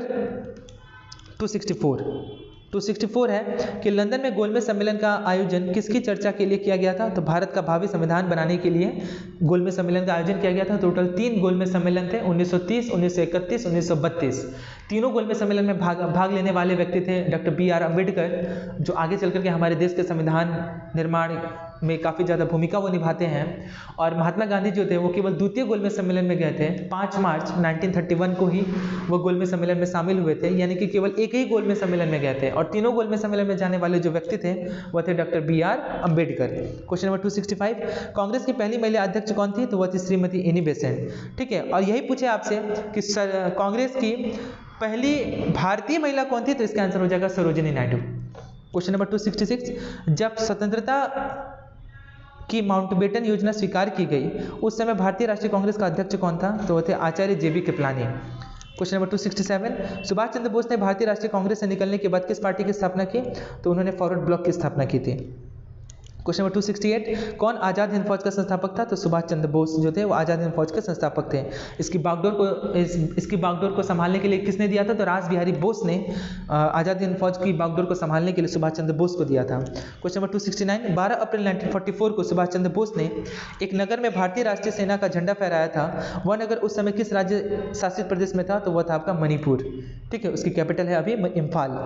क्वेश्चन नंबर 270, भारतीय राष्ट्रीय कांग्रेस के पहले अधिवेशन में कितने प्रतिनिधियों ने भाग लिया था, तो टोटल 72 प्रतिनिधि थे जो भारतीय राष्ट्रीय कांग्रेस में सबसे पहले भाग लिए थे। क्वेश्चन नंबर 270 के बाद हम देख रहे हैं question number 271, Indian national Congress का संस्थापक कौन था, तो एलान ऑक्टेवियन ह्यूम था। इसे ही हर्मिट ऑफ शिमला कहा जाता है, यानी कि हिंदी में शिमला का संत कहा जाता है। लेकिन इंडियन नेशनल कांग्रेस के जो पहले चेयरमैन थे वो थे आपके WC बैनर्जी, पूरा नाम उमेश चंद्र बैनर्जी। लेकिन इंडियन नेशनल कांग्रेस के संस्थापक अगर पूछे फाउंडर कौन थे, तो उसका आंसर हो जाएगा एलान ऑक्टेवियन ह्यूम। अगर यही पूछे इसका चेयरमैन कौन था, तो इसका आंसर हो जाएगा WC बैनर्जी। क्वेश्चन नंबर 272, खिलाफत आंदोलन किसको अपमानित करने के लिए, खिलाफ विरोध करने के लिए आरंभ किया गया था, तो यह टर्किश खलीफा के विरोध में यह खिलाफत आंदोलन स्टार्ट किया गया था। क्वेश्चन नंबर, तुर्की के जो खलीफा थे उनके विरोध में यह इसका स्थापना किया गया था। 273, 1916 में भारतीय राष्ट्रीय कांग्रेस और मुस्लिम लीग एक दूसरे से निकट आ गए थे, तो लखनऊ सेशन 1916 में कि मुस्लिम लीग और राष्ट्रीय कांग्रेस आपस में एक आ गए थे। और यही 1916 का दौर है जब कांग्रेस जब 2 भागों में बट गया था, नरम दल और गरम दल, इनका आपस में पैचअप हो गया था, मतलब ये दोनों आपस में मिल गए थे। ठीक है, और उस समय 1916 में कांग्रेस के भारतीय राष्ट्रीय कांग्रेस के जो चेयरमैन थे, यानी कि जो अध्यक्ष थे, उनका नाम था अंबिका चरण मजूमदार। तो जब कांग्रेस जब 2 भागों में बटा 1907 में सूरत सेशन में, तो उस समय कांग्रेस के जो अध्यक्ष थे उनका नाम था रास बिहारी घोष। और वहीं जब 1916 में कांग्रेस जब आपस में मिल गया, गरम दल और नरम दल आपस में जब मिल गए, तब उस समय कांग्रेस के जो अध्यक्ष थे उनका नाम था आपका अंबिका चरण मजूमदार। ये भी आप ध्यान में रखेंगे। क्वेश्चन नंबर 273 कंप्लीट हुआ। अब हम लोग आगे बढ़ते हैं क्वेश्चन नंबर 274 की तरफ। तो क्वेश्चन नंबर 274 है कि नरम दल और गरम दल के बीच फूट कहाँ और किस वर्ष में पड़ी थी। जैसा कि मैंने अभी बताया आपको, 1907 में कांग्रेस के सूरत अधिवेशन में नरम दल और गरम दल, कांग्रेस जो है दो भागों में बट गया। गरम दल में थे आपका लाल बाल पाल, लाला लाजपत राय, बाल गंगाधर तिलक और विपिन चंद्र पाल, और नरम दल में थे आपके गोपाल कृष्ण गोखले, एमजी रानाडे, दादा भाई नौरोजी। ठीक है, तो ये सब जो थे नरम दल से संबंधित थे। क्वेश्चन नंबर 275, लाला लाजपत राय किसके विरुद्ध प्रदर्शन कर रहे थे जब वे पुलिस की नृशंसता का शिकार हुए। साइमन कमीशन का वो विरोध कर रहे थे, गो बैक साइमन का नारा दे रहे थे। ठीक है, उसी में पुलिस पे लाठियों का चोट लगा उनके सिर पर और 10 दिन बाद ही उनकी मृत्यु हो गई। क्वेश्चन नंबर 276, पूना समझौता महात्मा गांधी और किसके बीच हुआ था। तो पूना समझौता सन 1932 में बी.आर. अम्बेडकर और महात्मा गांधी के बीच में हुई थी। तो एग्जाम में पूछा जाता है कि पूना के किस जेल में हुई थी, तो इसका आंसर हो जाएगा यरवदा जेल में हुई थी। Question number 277, home rule league की स्थापना की गई थी। तो प्रथम विश्व युद्ध के दौरान। प्रथम विश्व युद्ध कब स्टार्ट हुआ। प्रथम विश्व युद्ध स्टार्ट हुआ 1914 में स्टार्ट हुआ और आपका 1918 में समाप्त हुआ। यह भी आप ध्यान में रखेंगे, 1914 में स्टार्ट हुआ और 1918 में समाप्त हो गया। उसी के दौरान होम रूल लीग की स्थापना की गई थी। क्वेश्चन नंबर 278, मुस्लिम लीग की स्थापना किस वर्ष हुई थी। तो मुस्लिम लीग की स्थापना 1906 में हुई थी। आपके पास ऑप्शन में जरूर एग्जाम में मिलेगा मोहम्मद अली जिन्ना। इसका आंसर मोहम्मद अली जिन्ना नहीं होगा, इसका आंसर होगा आगा खां और सलीमुल्लाह खां ने मुस्लिम लीग की स्थापना की थी 1906 में। कहाँ की थी ये भी क्वेश्चन पूछा जाता है, तो ढाका में की थी। ठीक है, बांग्लादेश का आज कैपिटल जो है ढाका, उसमें बांग्लादेश भारत का ही अंश था। क्वेश्चन नंबर 279, भारत के राष्ट्रवादी नेताओं ने साइमन कमीशन का बहिष्कार किया था क्योंकि कमीशन के जो सभी सदस्य थे वह अंग्रेज थे, उसमें एक भी भारतीय नहीं थे, इसीलिए उसका विरोध किया गया। Question number 280, servants of India society के संस्थापक कौन थे। तो सर्वेंट ऑफ इंडिया सोसाइटी के जो संस्थापक थे वह थे आपके गोपाल कृष्ण गोखले। यही वही गोपाल कृष्ण गोखले थे जो कि पॉलिटिकल गुरु थे महात्मा गांधी के। क्वेश्चन नंबर 281, कलकत्ता, मद्रास तथा बंबई में उच्च न्यायालय यानी कि हाई कोर्ट किस वायसराय के कार्यकाल में अस्तित्व में आए थे। तो लॉर्ड कैनिंग के कार्यकाल में, उस समय भारत का वायसराय था जिस समय कलकत्ता, मद्रास और बंबई में हाई कोर्ट की स्थापना की गई थी। आगे बढ़ते हैं हम लोग क्वेश्चन नंबर 282 की तरफ। तो क्वेश्चन नंबर 282 है कि बाल गंगाधर तिलक किसे अपना राजनीतिक गुरु कहते थे। तो बाल गंगाधर तिलक अपना पॉलिटिकल गुरु कहते थे दादा भाई नौरोजी।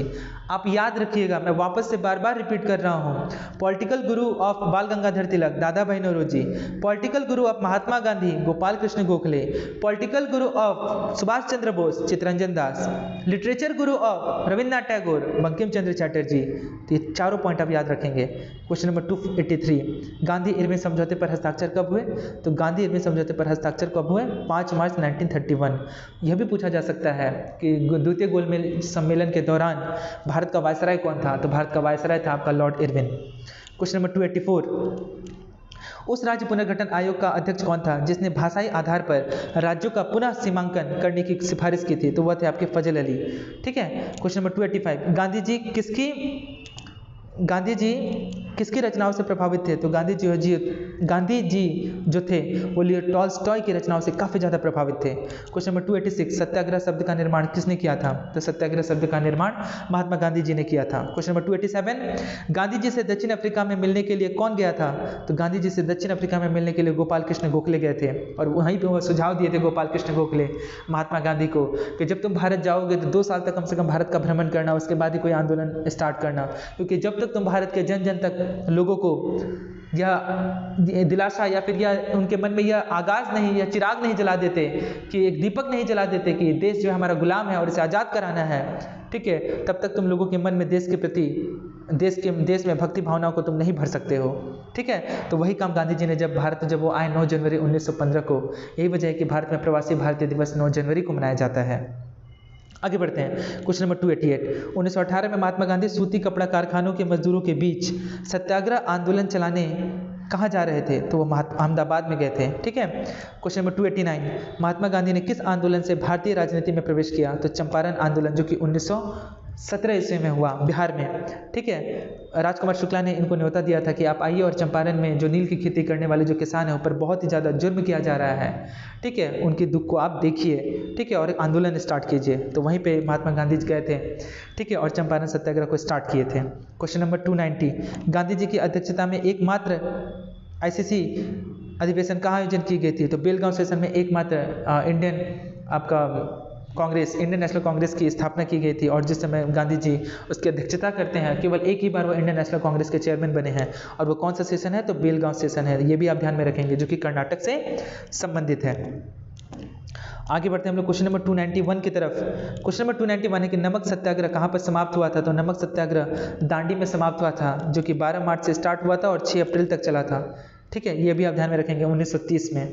क्वेश्चन नंबर 292, 1939 में सुभाष चंद्र बोस किसे हराकर कांग्रेस पार्टी के अध्यक्ष चुने गए थे? तो पट्टाभी सीतारामैया को हराकर वो चुनाव जीते थे, लेकिन गांधी जी का एक बयान जारी हुआ था कि सुभाष की जीत मेरी हार है, और इस बात को जब सुभाष चंद्र बोस सुनते हैं तो वह कांग्रेस पद से इस्तीफा दे देते हैं। ठीक है, और इस्तीफा देने के बाद वो फॉरवर्ड ब्लॉक की स्थापना करते हैं। क्वेश्चन नंबर 293, भारत में कैबिनेट मिशन इसलिए भेजा गया था, क्यों भेजा गया था कैबिनेट मिशन? शक्ति के अंतरण के लिए, एक संवैधानिक व्यवस्था निश्चित करने के लिए कि भारतीयों को भी संविधान बनाने का अधिकार हो। 1946 में कैबिनेट मिशन को भारत भेजा गया था, जिसके तर्ज पर इंडियन कॉन्स्टिट्यूएंट असेंबली का निर्माण किया गया 9 दिसंबर 1946 को, और जिसके टेम्प्रोरी जो चेयरमैन थे डॉक्टर सैदानंद सिन्हा थे, और परमानेंट जो चेयरमैन थे उनका नाम था डॉक्टर राजेंद्र प्रसाद, जो आगे चल करके हमारे देश के राष्ट्रपति बने। क्वेश्चन नंबर 294, 1942 में 8 अगस्त 1942 में भारत छोड़ो आंदोलन आरंभ करने के लिए कौन सा मुख्य कारण था? तो सबसे मुख्य कारण था Cripps mission. Cripps mission Bharat 1942 में आया था, और जिसको गांधी जी ने पोस्ट डेटेड चेक कहा था कि एक ऐसा चेक है जो कभी भज ही नहीं सकता। झूठा आश्वासन दिया था उन्होंने कि देश को हम आज़ाद कर देंगे, आप हमारा साथ दीजिए द्वितीय विश्व युद्ध में, जो कि द्वितीय विश्व युद्ध स्टार्ट हुआ था आपका 1 सितंबर 1939 को स्टार्ट हुआ था। 1 सितंबर 1939 को स्टार्ट हुआ था, और आपका खत्म होते होते इसका 1945 हो गया। ठीक है, 15 अगस्त 1945 को यह समाप्त हुआ था, और 1 सितंबर 1939 को स्टार्ट हुआ था। तो ये झूठा आश्वासन दिलाने के लिए कि आप कुछ सैनिकों को भेजिए, कुछ भारतीयों को भेजिए, और जैसे ही द्वितीय विश्व युद्ध समाप्त होता है हम आपके देश को आज़ाद कर देंगे, और इसी को ही महात्मा गांधी जी ने पोस्ट डेटेड चेक कहा था। ठीक है, विफलता का कारण था यह। ठीक है, आगे बढ़ते हैं हम लोग क्वेश्चन नंबर 295 की तरफ।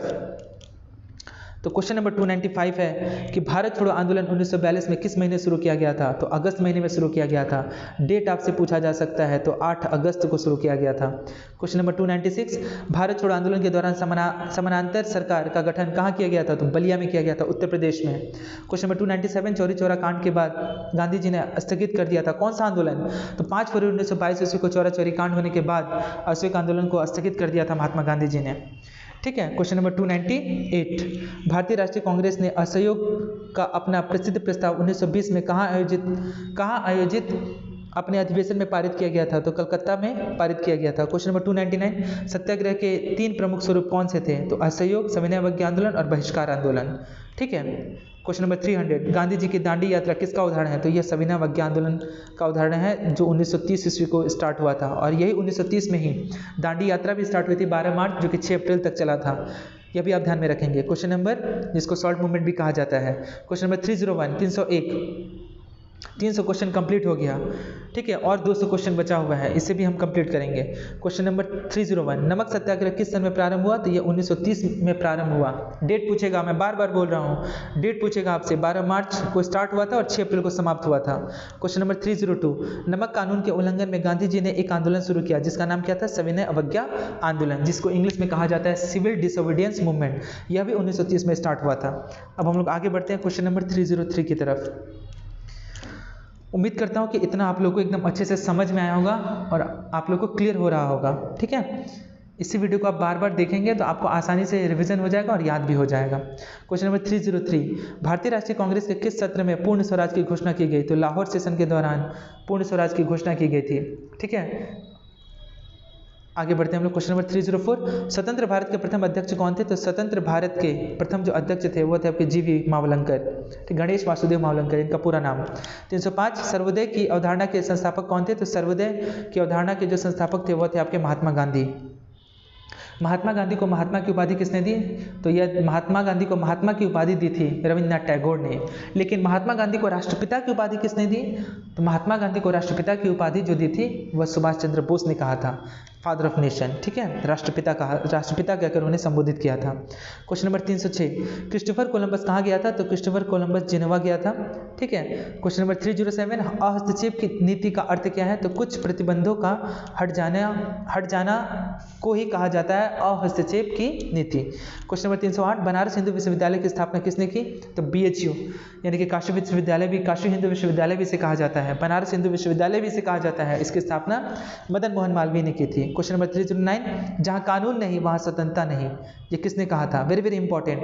जहाँ कानून नहीं वहाँ स्वतंत्रता नहीं, ये किसने कहा था? तो जॉन लॉक ने कहा था कि जहाँ कानून नहीं वहाँ स्वतंत्रता नहीं।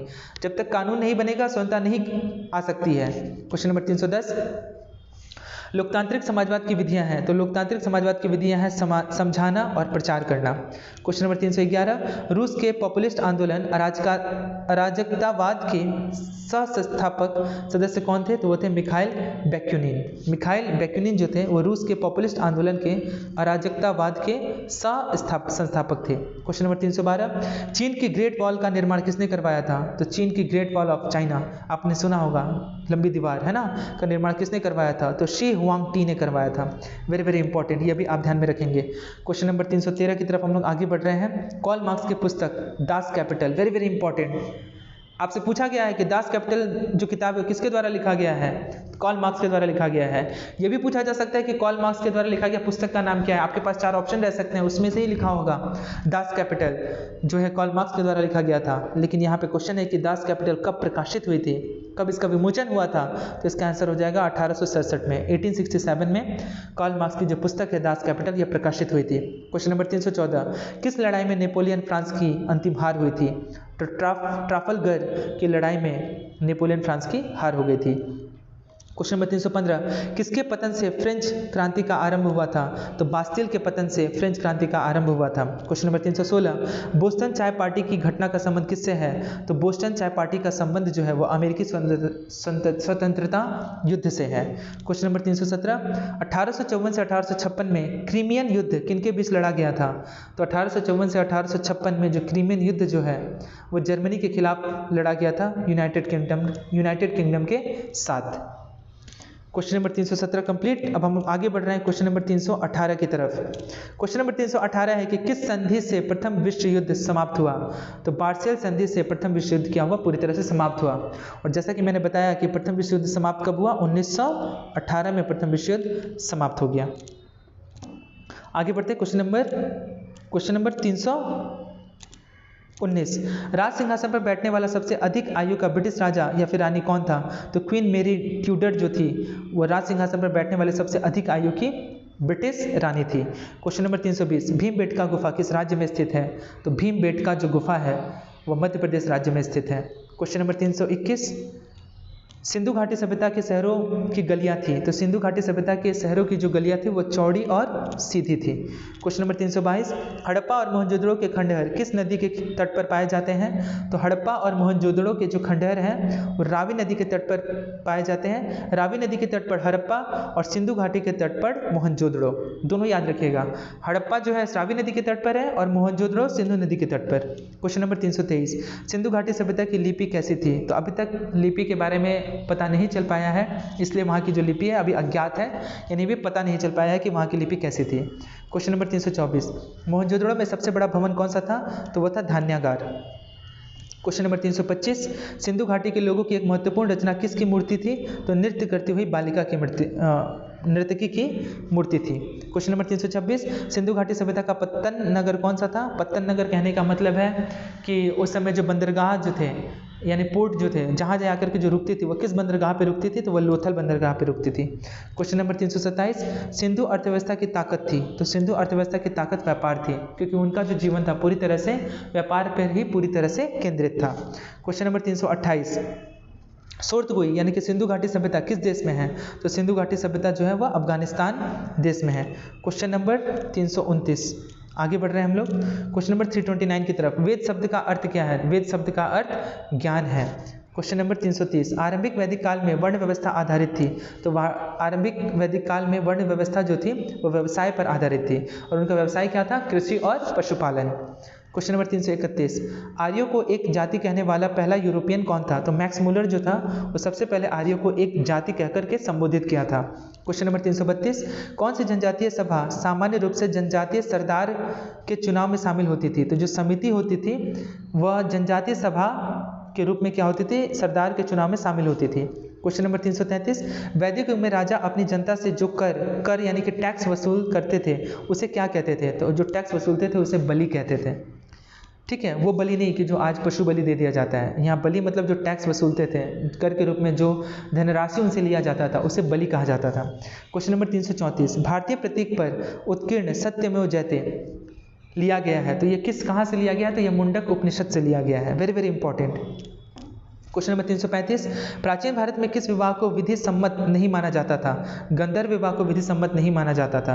क्वेश्चन नंबर 336, बुद्ध किस वंश से संबंधित थे? तो बुद्ध जो है शाक्य वंश से संबंधित थे। क्वेश्चन नंबर 337, बुद्ध ने अपना प्रथम प्रवचन कहाँ दिया था? तो सारनाथ में दिया था, उत्तर प्रदेश में स्थित है। क्वेश्चन नंबर 338, धातु से बने सिक्के सबसे पहले प्रकट हुए थे बुद्ध के काल में। ठीक है। क्वेश्चन नंबर 339, आरंभिक बौद्ध साहित्य किस भाषा में रचे गए? तो पाली भाषा में रचे गए थे। आगे बढ़ते हैं हम लोग क्वेश्चन नंबर 340 की तरफ। 340, बौद्ध धर्म में बुल का संबंध बुद्ध के जीवन की किस घटना से है? तो बुद्ध का जन्म जो है जन्म से संबंधित है। बौद्ध धर्म में बुल का जो संबंध है बुद्ध के जीवन को किस घटना के साथ जोड़ता है? तो जन्म के साथ जोड़ता है। और गौतम बुद्ध जब अपना गृह त्यागे थे तो वह कहलाया था महाविनिष्क्रमण। जब उनको ज्ञान की प्राप्ति हुई तो कहलाया धर्म चक्र प्रवर्तन, और जब उन्होंने शरीर को त्यागा तो कहलाया महापरिनिर्वाण। ये तीनों आप याद रखेंगे। महाविनिष्क्रमण जब उन्होंने गृह त्यागा, जब उनको ज्ञान की प्राप्ति हुई, जब उन्होंने पहला उपदेश दिया तो कहलाया धर्म चक्र प्रवर्तन, और जब उन्होंने अपना शरीर को त्यागा तो वो कहलाया महापरिनिर्वाण। क्वेश्चन नंबर 341, बुद्ध धम्म और संघ मिलकर क्या कहलाते हैं? तो बुद्ध धम्म और संघ मिलकर त्रिरत्न कहलाते हैं। ठीक है, सम्यक दर्शन, सम्यक आचरण, सम्यक ज्ञान। क्वेश्चन नंबर 342, बौद्धों के पवित्र अवशेषों पर निर्मित गुंबदाकार छत वाली अर्धगोलाकार संरचना को क्या कहते हैं? तो अर्धगोलाकार संरचना को स्तूप कहते हैं। क्वेश्चन नंबर 343, बुद्ध की मृत्यु किस वर्ष हुई थी? तो बुद्ध की जो मृत्यु है वो 483 ईस्वी पूर्व हुई थी। क्वेश्चन नंबर 344, भारतीय इतिहास के युगों में से किसके दौरान क्षत्रिय एक विशिष्ट पहचान रखते थे? तो बुद्ध के युग में क्षत्रिय जो है अपना विशेष पहचान रखते थे। Question number 344 complete. अब हम लोग आगे बढ़ रहे हैं क्वेश्चन नंबर 345 के तहत। तो क्वेश्चन नंबर 345 है कि भारत में जैन धर्म का संस्थापक कौन है? तो भारत में जैन धर्म का संस्थापक है महावीर स्वामी। लेकिन आपसे यही पूछा जाए कि जैन धर्म के प्रथम तीर्थंकर कौन है? तो इसका आंसर हो जाएगा ऋषभदेव। ऋषभदेव को आदिनाथ के नाम से भी जाना जाता है। 23वें तीर्थंकर है तो पार्श्वनाथ, और 24वें तीर्थंकर कौन है? जो कि अंतिम तीर्थंकर रहे वर्धमान महावीर। क्वेश्चन नंबर 346, वर्धमान महावीर ने परिनिर्वाण कहाँ प्राप्त किया था? तो पावा में। ठीक है, और वही गौतम बुद्ध ने महापरिनिर्वाण कहाँ प्राप्त किया था? तो कुशीनगर में। क्वेश्चन नंबर 347, प्राचीन भारत का प्रसिद्ध वह शासक कौन था जिसने अपने जीवन के अंतिम दिनों में जैन धर्म अपना लिया? तो वह था आपका चंद्रगुप्त। क्वेश्चन नंबर 348, 6ठी शताब्दी ईसा पूर्व मगध में किसका विशाल भंडार था? तो लोहे का विशाल भंडार था। क्वेश्चन नंबर 349, उस राज्य का नाम बताइए जिसने पहली बार युद्ध में हाथियों का इस्तेमाल किया गया था? तो वह मगध राज्य था जहाँ पे सबसे पहले युद्ध में हाथियों का इस्तेमाल किया गया था। ठीक है, और वहीं आपसे पूछा जाए बारूद का इस्तेमाल कब किया गया था? तो आपका जहीरुद्दीन मोहम्मद बाबर ने पानीपत के प्रथम युद्ध में, ठीक है, तोप का और बारूद का इस्तेमाल किया था 1526 ईस्वी में। 350, हेरोडोटस को माना जाता है इतिहास का जनक, फादर ऑफ हिस्ट्री कहा जाता है हेरोडोटस को, जिनके द्वारा लिखा गया किताब है जिसका नाम है हिस्टोरिका। यह भी आप ध्यान में रखेंगे। क्वेश्चन नंबर 351, किसकी सेना ने ग्रीक शासक सिकंदर के साथ झेलम नदी के तट पर मुकाबला किया था? तो वह राजा था पोरस। क्वेश्चन नंबर 352, चंद्रगुप्त मौर्य ने अपने अंतिम दिन कहाँ गुजारे? तो चंद्रगुप्त मौर्य ने अपने अंतिम दिन श्रवणबेलगोला में गुजारे। क्वेश्चन नंबर 353, बिंदुसार का पुत्र कौन था? तो बिंदुसार का पुत्र का नाम अशोक था, और अशोक का ही बेटे का नाम महेंद्र था, और उसकी एक बेटी थी जिसका नाम था संघमित्रा। इन दोनों को ही बौद्ध धर्म का प्रचार प्रसार करने के लिए अशोक ने सिंघल भेजा था, सिंघल द्वीप भेजा था, यानी कि आज के श्रीलंका में भेजा था। क्वेश्चन नंबर 354, अशोक के अधीन मौर्य राजतंत्र का सबसे सही वर्णन कौन सा होगा? तो सबसे सही वर्णन होगा प्रबुद्ध स्वेच्छाचारी शासन, खुद से शासन। क्वेश्चन नंबर 355, तो क्वेश्चन नंबर 355 है कि वह व्यक्ति कौन था जिसका नाम देवानाम प्रियदर्शी था? तो वह राजा था मौर्य राजा अशोक। क्वेश्चन नंबर 356, कलिंग युद्ध किस वर्ष लड़ा गया? तो 261 BC, यानी कि 261 ईसा पूर्व लड़ा गया। ठीक है। क्वेश्चन नंबर 357, किस शिला राजदेश में अशोक ने कलिंग युद्ध के हताहतों को उल्लेख किया और युद्ध त्याग की घोषणा की?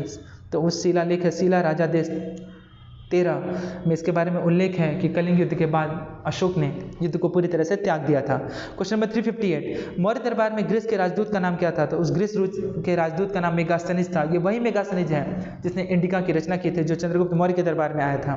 क्वेश्चन नंबर 359, अशोक ने किस बौद्ध साधु से प्रभावित होकर बौद्ध धर्म अपनाया था? तो उपगुप्त से प्रभावित होकर अशोक ने बौद्ध धर्म को अपना लिया था। क्वेश्चन नंबर 360, मौर्य काल के दौरान शिक्षा का सबसे प्रसिद्ध केंद्र कौन सा था? तो तक्षशिला, जिसके प्रधानाचार्य थे शीलभद्र।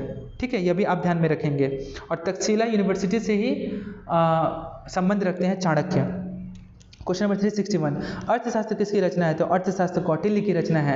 आपके ऑप्शन में कौटिल्य रहे, चाणक्य रहे, विष्णुगुप्त रहे, तीनों सही है। क्वेश्चन नंबर 362, किसने और कब पहली बार अशोक के शिलालेखों का अर्थ स्पष्ट किया था? तो 1837 ईस्वी में जेम्स प्रिंसिप ने सबसे पहले अशोक के शिलालेखों का स्पष्ट किया था। क्वेश्चन नंबर 363, मौर्य वंश के तत्काल बाद किस वंश ने आकर मगध राज्य पर शासन किया? तो शुंग ने शासन किया था। तो शुंग वंश का जो राजा था उसका नाम था पुष्यमित्र शुंग, जिसने शुंग वंश की नींव रखी थी। क्वेश्चन नंबर 364, चरक किसके राज चिकित्सक थे? तो वह कनिष्क के राज चिकित्सक थे। यह भी आप ध्यान में रखेंगे, very very important question number. उसके बाद हम आगे बढ़ रहे हैं क्वेश्चन नंबर 365 की तरफ। कौन सी कला ग्रीको बौद्ध कला के नाम से भी जानी जाती है? तो गांधार जो कला है वह ग्रीको बौद्ध कला के नाम से जानी जाती है। क्वेश्चन नंबर 366, कनिष्क किस वर्ष में राज सिंहासन पर आरूढ़ हुए? तो 78 ईस्वी में कनिष्क जो है राज सिंहासन पर आरूढ़ हुए, मतलब राज सिंहासन पर बैठे। क्वेश्चन नंबर 367, बौद्ध धर्म संरक्षक कुषाण शासक कौन था? तो बौद्ध धर्म संरक्षक कुषाण शासक का नाम कनिष्क था। कनिष्क जो है कुषाण वंश का सबसे प्रतापी राजा था, लेकिन कुषाण वंश की जो नींव रखी थी वो नींव संस्थापक अगर आपसे पूछे तो इसका आंसर हो जाएगा कुजुला कदफिसस। क्वेश्चन नंबर 368, प्राचीन काल में कौन कलिंग का एक महान शासक था? तो राजा खारवेल जो थे वह कलिंग के सबसे महान शासकों में से एक थे। क्वेश्चन नंबर 369, कलिंग शासक खारवेल का संरक्षण दिया था, किस धर्म को संरक्षण दिया था? तो उन्होंने जैन धर्म का संरक्षण दिया था। आगे बढ़ते हैं हम लोग 369 के बाद क्वेश्चन नंबर 370। तो क्वेश्चन नंबर 370 है कि गुप्त राजा जिसने विक्रमादित्य की पदवी धारण की, तो वह थे आपके चंद्रगुप्त द्वितीय। क्वेश्चन नंबर 371, गुप्त काल के चांदी के सिक्के को क्या कहते थे? तो गुप्त काल में चांदी के सिक्के को रुपया कहते थे। क्वेश्चन नंबर 372, लिच्छवी द्वहित्र किसे कहते थे? तो लिच्छवी द्वहित्र कहा जाता था समुद्रगुप्त को। क्वेश्चन नंबर 373, भारतीय नेपोलियन के नाम से कौन हिंदू राजा विख्यात थे? तो वह थे आपके समुद्रगुप्त। क्वेश्चन नंबर 374, प्रसिद्ध गुप्त संवत किस वंश से शुरू हुआ था? तो 319 ईस्वी से शुरू हुआ था गुप्त वंश। क्वेश्चन नंबर 375, इलाहाबाद स्तंभ शिलालेख किसने बनवाया था? तो इलाहाबाद स्तंभ शिलालेख हरिसेन ने बनवाया था, और इसी में ही समुद्रगुप्त के उपलब्धियों का वर्णन किया गया है। क्वेश्चन नंबर 376, पंचतंत्र की कथाओं का संकलन किसने किया था? तो पंचतंत्र की कथाओं का संकलन यानी कि पंचतंत्र जो किताब है किसके द्वारा लिखा गया था? तो यह विष्णु शर्मा जी द्वारा लिखा गया था। क्वेश्चन नंबर 377, वारामिहिर थे, तो वारामिहिर एक प्राचीन खगोलविद थे। क्वेश्चन नंबर 378, जो कि गुप्त वंश से संबंध रखते थे। गंगा को उत्तर से दक्षिण ले जाने वाला चोल राजा कौन था? तो गंगा को उत्तर से दक्षिण ले जाने वाला चोल राजा राजेंद्र चोल था। क्वेश्चन नंबर 379, अधिकांश चोलकालीन मंदिर किस देवता को समर्पित थे? तो अधिकांश चोलकालीन जो मंदिर थे वह भगवान शिव को समर्पित थे। क्वेश्चन नंबर 380, चोल वंश भारत के किस भाग में अधिकतर शासन करते थे? तो चोल वंश जो है भारत के दक्षिण भाग में सबसे ज़्यादा अधिकतर शासन करते थे। दक्षिण भाग में आपका आ गया तमिलनाडु, केरल, कर्नाटक, आंध्र प्रदेश। आगे बढ़ते हैं क्वेश्चन नंबर 381। क्वेश्चन नंबर 381 है कि किस चोल शासक ने श्रीलंका के उत्तरी भाग को जीतकर अपने साम्राज्य का एक प्रांत बनाया था? तो वह राजराज प्रथम जो थे वो श्रीलंका के उत्तरी भाग को जीतकर अपने साम्राज्य में एक प्रांत बनवाए थे। क्वेश्चन नंबर 382, किस चोल शासक ने नई राजधानी गंगईकोंड चोलपुरम का निर्माण करवाया? तो राजेंद्र प्रथम जो थे वो गंगईकोंड चोलपुरम का निर्माण करवाए थे। क्वेश्चन नंबर 383, प्राचीन चोल साम्राज्य की राजधानी कहाँ थी? तो प्राचीन चोल साम्राज्य की जो राजधानी थी वो थी उदयपुर में। ठीक है, उरैयूर में। ठीक है, अगला क्वेश्चन नंबर 384, एलोरा में कैलाश नाथ मंदिर का निर्माण किसने करवाया था? तो उसे कृष्ण प्रथम ने करवाया था, एलोरा जो कि आपका महाराष्ट्र में अवस्थित है। क्वेश्चन नंबर 385, एलोरा में गुफाएं और शैलकृत मंदिर हैं, तो एलोरा में जो गुफाएं और शैलकृत जो मंदिर हैं वो किस किस धर्म से संबंधित है? वो कौन से धर्म से संबंधित है? तो एक आपका हिंदू, दूसरा बौद्ध और तीसरा जैन, यानी कि हिंदू, बौद्ध धर्म, इन तीनों का जो मिक्सचर है वो किस गुफा में मिलता है? तो एलोरा की गुफा में मिलता है। ये भी आप ध्यान में रखेंगे। क्वेश्चन नंबर 386, महाबलीपुरम के सप्त पैगोड़ा किसके द्वारा संरक्षित कला के साक्षी हैं? तो ये पल्लव के द्वारा संरक्षित कला के साक्षी हैं। क्वेश्चन नंबर 387, एलोरा में ठोस शैल को काटकर यानी कि ठोस शिलाओं को काटकर, पर्वतों को काटकर बनाए गए प्रसिद्ध कैलाश मंदिर का निर्माण किनके संरक्षण में किया गया था? तो ये राष्ट्रकूट राजाओं के संरक्षण में किया गया था। आगे बढ़ते हैं क्वेश्चन नंबर 388 की तरफ। 388 है कि किस पल्लव शासक के शासनकाल में पल्लव और चालुक्यों के बीच लंबा संघर्ष शुरू हो गया था? तो महेंद्र वर्मन प्रथम के शासनकाल शासनकाल में पल्लव और चालुक्यों के बीच लंबा संघर्ष शुरू हुआ? क्वेश्चन नंबर 389, महाबलीपुरम में रथ मंदिरों का निर्माण किस पल्लव शासक के शासनकाल में हुआ? तो नरसिंह वर्मन प्रथम के शासनकाल में महाबलीपुरम में रथ मंदिरों का निर्माण आरंभ हुआ। क्वेश्चन नंबर 390, पश्चिमी चालुक्य वंश का प्रसिद्ध शासक कौन था? तो पश्चिमी चालुक्य वंश का प्रसिद्ध शासक का नाम पुलकेशिन द्वितीय था। क्वेश्चन नंबर 391, द्वितीय पांड्य साम्राज्य की भूमि नाम का उल्लेख किसने किया गया था? तो थलईपुरम तांबे की प्लेटों में इसका वर्णन किया गया है। क्वेश्चन नंबर 392, विक्रमांक देवचरित के लेखक कौन थे? तो विक्रमांक देवचरित के लेखक विल्हण थे। वेरी वेरी इंपॉर्टेंट, ये एग्जाम में क्वेश्चन पूछा गया है कि विक्रमांक देवचरित के लेखक कौन थे? तो विक्रमांक देवचरित के लेखक विल्हण थे। Question number 393, question number 393 very very important, Ibn Battuta किसके शासनकाल में भारत आया था? तो मोहम्मद बिन तुगलक के शासनकाल में भारत आया था। इसके द्वारा लिखा गया 2 किताब था, एक का नाम था रहला, दूसरा था सफरनामा। ये किसके शासनकाल में आया था? मोहम्मद बिन तुगलक के शासनकाल में आया था। यह भी पूछा जाता है कि इब्न बतूता कहाँ से आया था? तो यह मोरक्को से भारत आया था। क्वेश्चन नंबर 394, एक महान रोमानी नावक कादम्बरी का लेखक कौन था? तो एक महान रोमानी नावक कादम्बरी का जो लेखक था वह था बाणभट्ट। क्वेश्चन नंबर 395, 13वीं शताब्दी में राजस्थान के माउंट आबू में प्रसिद्ध दिलवाड़ा मंदिर किसने बनवाया था? तो 13वीं शताब्दी में राजस्थान के माउंट आबू में प्रसिद्ध दिलवाड़ा का जो जैन मंदिर था वो बनाया गया था तेजपाल द्वारा। क्वेश्चन नंबर 396, मध्य प्रदेश में खजुराहो समूह के स्मारकों में किस धर्म या फिर धर्मों के मंदिर हैं? तो इसका आंसर हो जाएगा हिंदू और जैन धर्म के धर्मों का, हिंदू और जैन दोनों का ही खजुराहो और मध्य प्रदेश के खजुराहो स्मारकों में वर्णित है। बौद्ध धर्म से संबंधित या नहीं है? क्वेश्चन नंबर 397, मिहिर भोज राजपूतों के किस कुल से संबंधित थे? तो मिहिर भोज राजपूतों के प्रतिहार कुल से संबंधित है। क्वेश्चन नंबर 398, हर्षवर्धन को किसने पराजित किया था? तो हर्षवर्धन को पराजित किया था पुलकेशिन द्वितीय ने। क्वेश्चन नंबर 399, हर्षवर्धन की आरंभिक राजधानी कहाँ थी? तो हर्षवर्धन की आरंभिक राजधानी थानेश्वर थी। क्वेश्चन नंबर 400, 400 प्रश्न हम लोग कंप्लीट कर चुके हैं अब तक, ठीक है। उसके बाद और 100 प्रश्न बचेगा। ऐसे करते हुए टोटल 500 प्रश्न समाप्त हो जाएगा। आप इसे अच्छे से रिविजन करेंगे, इस वीडियो को बार बार देखें, आपको आसानी से याद हो जाएगा, ठीक है। क्वेश्चन नंबर 400, श्रृंगेरी, बद्रीनाथ, द्वारका और पुरी में 4 मठ स्थापित किए गए हैं। तो ये जो मठ है किसके द्वारा स्थापित किए गए हैं? तो आदि शंकराचार्य द्वारा यह मठ स्थापित किया गया है। क्वेश्चन नंबर 401, 738 ईस्वी में अरबों को पराजित किया था तो प्रतिहारों ने, ठीक है। लेकिन अरबियन जो अटैक हुआ था भारत में वो सबसे पहले 712 में हुआ था, ठीक है। और अरबियन अटैक पे मोहम्मद बिन कासिम जो था वो सबसे उसका सफल आक्रमण जो हुआ था, जो भारत पर, हिंदुस्तान पर सबसे सफल आक्रमण जो किया था वो किया था आपका मोहम्मद बिन कासिम ने। लेकिन आक्रमण जो हुआ था वो 712 में ही हुआ था। क्वेश्चन नंबर 402, कोणार्क का सूर्य मंदिर किसने बनवाया था? तो कोणार्क का जो सूर्य मंदिर है वह नरसिंह देव प्रथम ने बनवाया था। वेरी वेरी इंपॉर्टेंट, ठीक है। 402 के बाद हम लोग आगे बढ़ रहे हैं क्वेश्चन नंबर 403 की तरफ। सबसे पहले तोमर राजपूतों के काल में राजधानी बनी थी। तो दिल्ली जो है सबसे पहले तोमर राजपूतों के काल में राजधानी बनी थी, ठीक है। क्वेश्चन नंबर 404, सुल्तान महमूद कहाँ का शासक था? तो सुल्तान महमूद जो है वो गजनी का शासक था। क्वेश्चन नंबर 405, कुतुब मीनार किस प्रसिद्ध शासक ने पूरा किया था? तो इल्तुतमिश ने पूरा किया था। नींव रखी थी कुतुबुद्दीन ऐबक ने। इसके 5वें तल्ला का निर्माण कराया था फिरोज शाह तुगलक ने। और सिकंदर लोदी ने इसका रिकंस्ट्रक्शन करवाया था, मतलब पुनः निर्माण करवाया। क्वेश्चन नंबर 406, नियमित मुद्रा जारी करने वाला और दिल्ली को अपने साम्राज्य की राजधानी घोषित करने वाला दिल्ली का प्रथम सुल्तान कौन था? तो वह प्रथम सुल्तान था इल्तुतमिश। क्वेश्चन नंबर 407, किसको शक्तिशाली नोबलों के एक समूह चिहालगानी के विनाश श्रेय दिया गया? तो बलबन को दिया गया था। क्वेश्चन नंबर 408, चिहालगानी या फोर्टी के रूप में विख्यात तुर्की सामंती की शक्ति को भंग करने वाला प्रथम दिल्ली सुल्तान कौन था? तो वह सुल्तान था आपका बलबन, जिसने लौह रक्त की नीति को स्टार्ट किया था। क्वेश्चन नंबर 409, यानी कि 409, भारत की प्रथम महिला शासक कौन थी? तो वह थी रजिया सुल्तान। क्वेश्चन नंबर 410, दिल्ली के खिलजी सुल्तान कौन थे? तो वह तुर्क थे। क्वेश्चन नंबर 411, सल्तनत वंश की विशालतम स्थायी सेना जिसका भुगतान सीधा राज्य द्वारा किया जाता था बनाई गई थी, किसके द्वारा बनाई गई थी? तो अलाउद्दीन खिलजी के द्वारा बनाई गई थी। क्वेश्चन नंबर 412, क्वेश्चन नंबर 412 है कि बाजार विनिमय प्रणाली आरंभ की थी। तो अलाउद्दीन खिलजी ने सबसे पहले बाजार विनिमय प्रणाली स्टार्ट की थी। और एकमात्र अलाउद्दीन खिलजी ऐसा था जो अपने सेना को नगद वेतन देता था।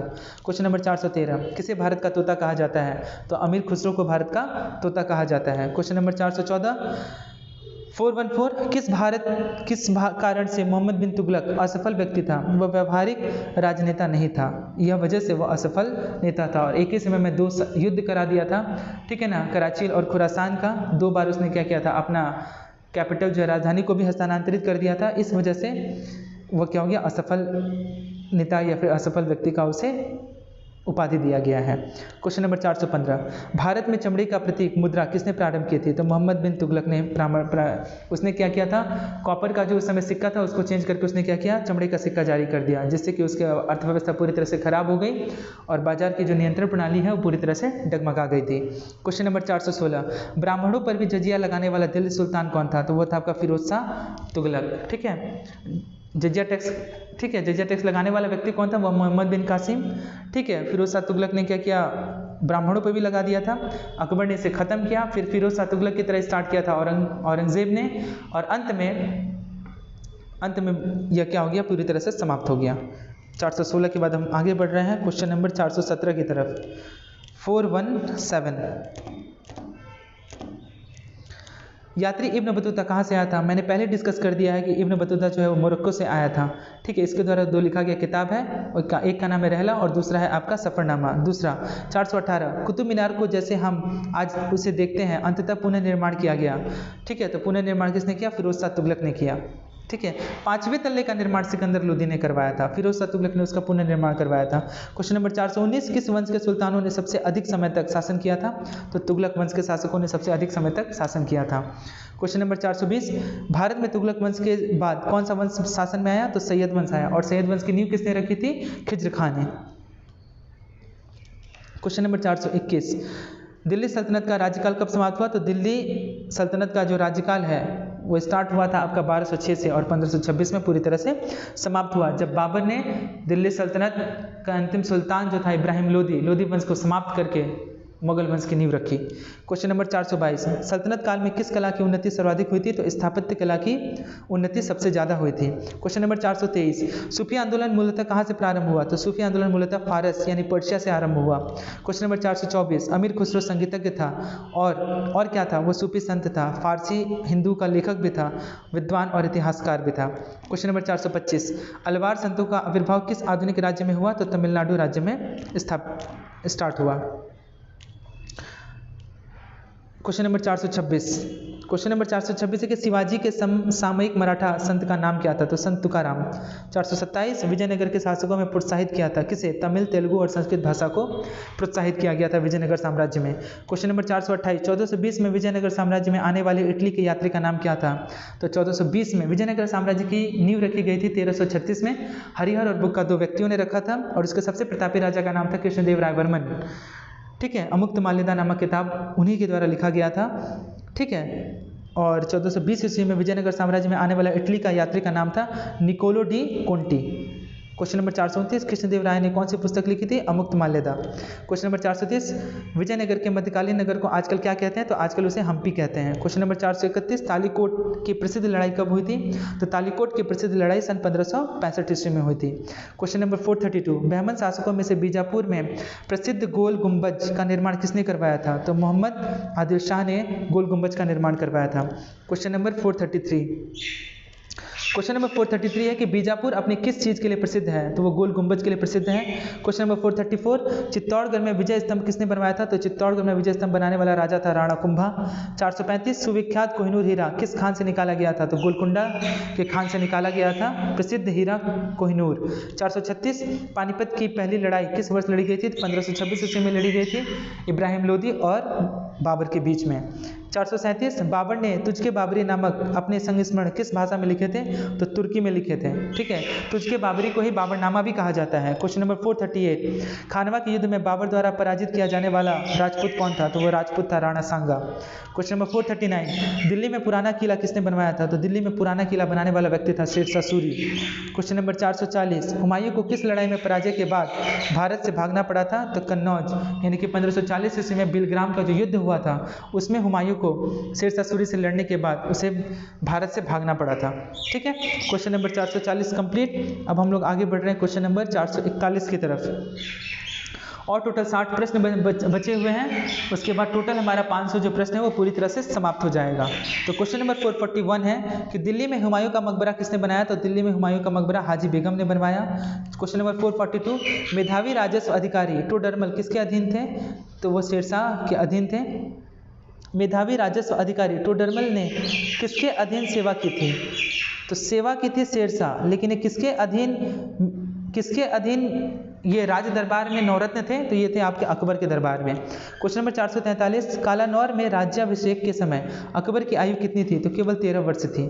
444 जब अकबर ने पानीपत की द्वितीय युद्ध लड़ाई लड़ी थी, अकबर बैरम खां इसका सेनापति था और हेमू के बीच में लड़ाई हुई थी जिसमें अकबर की जीत होती है, ठीक है, और हेमू की हार होती है। क्वेश्चन नंबर 444 महाभारत का फारसी अनुवाद किसने किया था? तो बदायूनी ने करवाया था। और महाभारत का जब फारसी में अनुवाद हुआ था वो अकबर के शासनकाल में हुआ था और इसे महाभारत नाम नहीं दिया गया था, इसे नाम दिया गया था रज्मनामा। यह भी आप ध्यान में रखेंगे। क्वेश्चन नंबर 445 किसने अकबर के जीवन पर कथा लिखी थी? तो वह है अबू फजल, जिसे अकबरनामा या फिर आईने अकबरी कहा जाता है। क्वेश्चन नंबर 446 दीन इलाही बनाने का मूल उद्देश्य क्या था? विश्व बंधुत्व, हमें पूरे विश्व से संबंध बनाना है। या अकबर का ऐसा मानना था कि सभी धर्मों का सम्मान करना है और सभी धर्मों को बराबरी का दर्जा भी देता था अकबर। क्वेश्चन नंबर 447 मनसबदारी प्रणाली किसने आरंभ की? तो उसे अकबर ने प्रारंभ की। क्वेश्चन नंबर 448 फतेहपुर सीकरी का निर्माण किसने कराया? तो फतेहपुर सीकरी का निर्माण अकबर ने करवाया। 449 अकबर अपना धार्मिक विचार विमर्श कहाँ करता था? तो इबादत खाना में करता था। क्वेश्चन नंबर 450 अकबर के आरंभिक दिनों में उसका रीजेंट कौन था? तो उसका रीजेंट था आपका बैरम खां, यानी कि उसका सेनापति। क्वेश्चन नंबर 451 किस शासक ने जजिया कर समाप्त किया था? तो अकबर ने समाप्त किया था, लेकिन अकबर के मरने के बाद, ठीक है, औरंगजेब के शासनकाल में औरंगजेब ने इसे क्या किया? फिर से स्टार्ट कर दिया था। आगे बढ़ते हैं हम लोग क्वेश्चन नंबर 452 की तरफ। तो क्वेश्चन नंबर 452 है अकबर का प्रसिद्ध राजस्व मंत्री कौन था? टोडरमल था। 453 अकबर के दरबार में सबसे प्रसिद्ध संगीतकार तानसेन का मूल नाम क्या था? तो रामतनु पांडे, यानी कि तानसेन का ओरिजिनल नाम क्या था? रामतनु पांडे, जो किसके दरबार में थे? जो अकबर के दरबार में थे। क्वेश्चन नंबर 454 तुलसीदास ने रामचरितमानस किसके शासनकाल में लिखा था? तो अकबर के शासनकाल में लिखा। क्वेश्चन नंबर 455 नूरजहां किस मुगल शासक की पत्नी थी? तो जहांगीर की पत्नी थी। क्वेश्चन नंबर 456 चित्रकारी किसके शासनकाल के दौरान अपने उच्चतम स्तर पर पहुंची थी? तो जहांगीर के शासनकाल में यह अपने उच्चतम स्तर पर पहुंची थी। क्वेश्चन नंबर 457 किस मुगल शहंशाह ने तंबाकू के प्रयोग को निषेध किया था? जहांगीर। और तंबाकू की खेती किसने सिखाया था? पुर्तगालियों ने सिखाया था। 458 जिसको निषेध कर दिया था कि नहीं, तंबाकू की खेती नहीं होगी, जहांगीर ने। किस मुगल शहंशाह ने मुगल राजधानी आगरा से दिल्ली हस्तांतरित की? तो वह शाहजहां था, जो आगरा से हटा करके दिल्ली राजधानी को बनवाया था। और यही वह शाहजहां है जिसने लाल किला और ताजमहल की नींव रखी, ताजमहल को बनवाया था। किस विश्व प्रसिद्ध तख्ते ताउस किस मुगल भवन में रखा गया था? दिल्ली के लाल किले के दीवाने आम में, ठीक है। इसका उत्तर आप कमेंट सेक्शन में मुझे दें। क्वेश्चन नंबर 460 उसकी शेष जिंदगी के लिए औरंगजेब ने कैद कर दिया था। तो किसे उसकी शेष जिंदगी के लिए उसे कैद कर दिया था? तो शाहजहां को कैद कर दिया था। और शाहजहां काफ़ी ज़्यादा बूढ़े हो गए थे, जिसकी वजह से औरंगजेब ने अपनी ही बहन को, यानी कि शाहजहां की बेटी को जेल में शाहजहां की सेवा करने के लिए उसे भी जेल में बंद कर दिया था। अब हम लोग आगे बढ़ते हैं क्वेश्चन नंबर 461 की तरफ। तो क्वेश्चन नंबर 461 है कि कौन सा मुगल बादशाह जिंदा पीर के नाम से जाना जाता है? तो जिंदा पीर के नाम से जाना जाता है औरंगजेब, और औरंगजेब ने ही अपने आप को उपाधि दी थी जिसका नाम है आलमगीर। क्वेश्चन नंबर 462 मुगल शासकों की दरबारी भाषा क्या थी? तो दरबारी भाषा फारसी थी। क्वेश्चन नंबर 463 भारत में बीबी का मकबरा कहाँ स्थित है? तो बीबी का मकबरा औरंगाबाद में स्थित है। और इसको बनवाया किसने था? तो इसे औरंगजेब ने बनवाया था। बीबी का मकबरा को ही लॉर्ड कनिंघम ने ताजमहल की भद्दी नकल कहा था, ठीक है, क्योंकि वह ताजमहल जैसा बनवाना चाह रहा था पर वह ताजमहल जैसा बन नहीं पाया।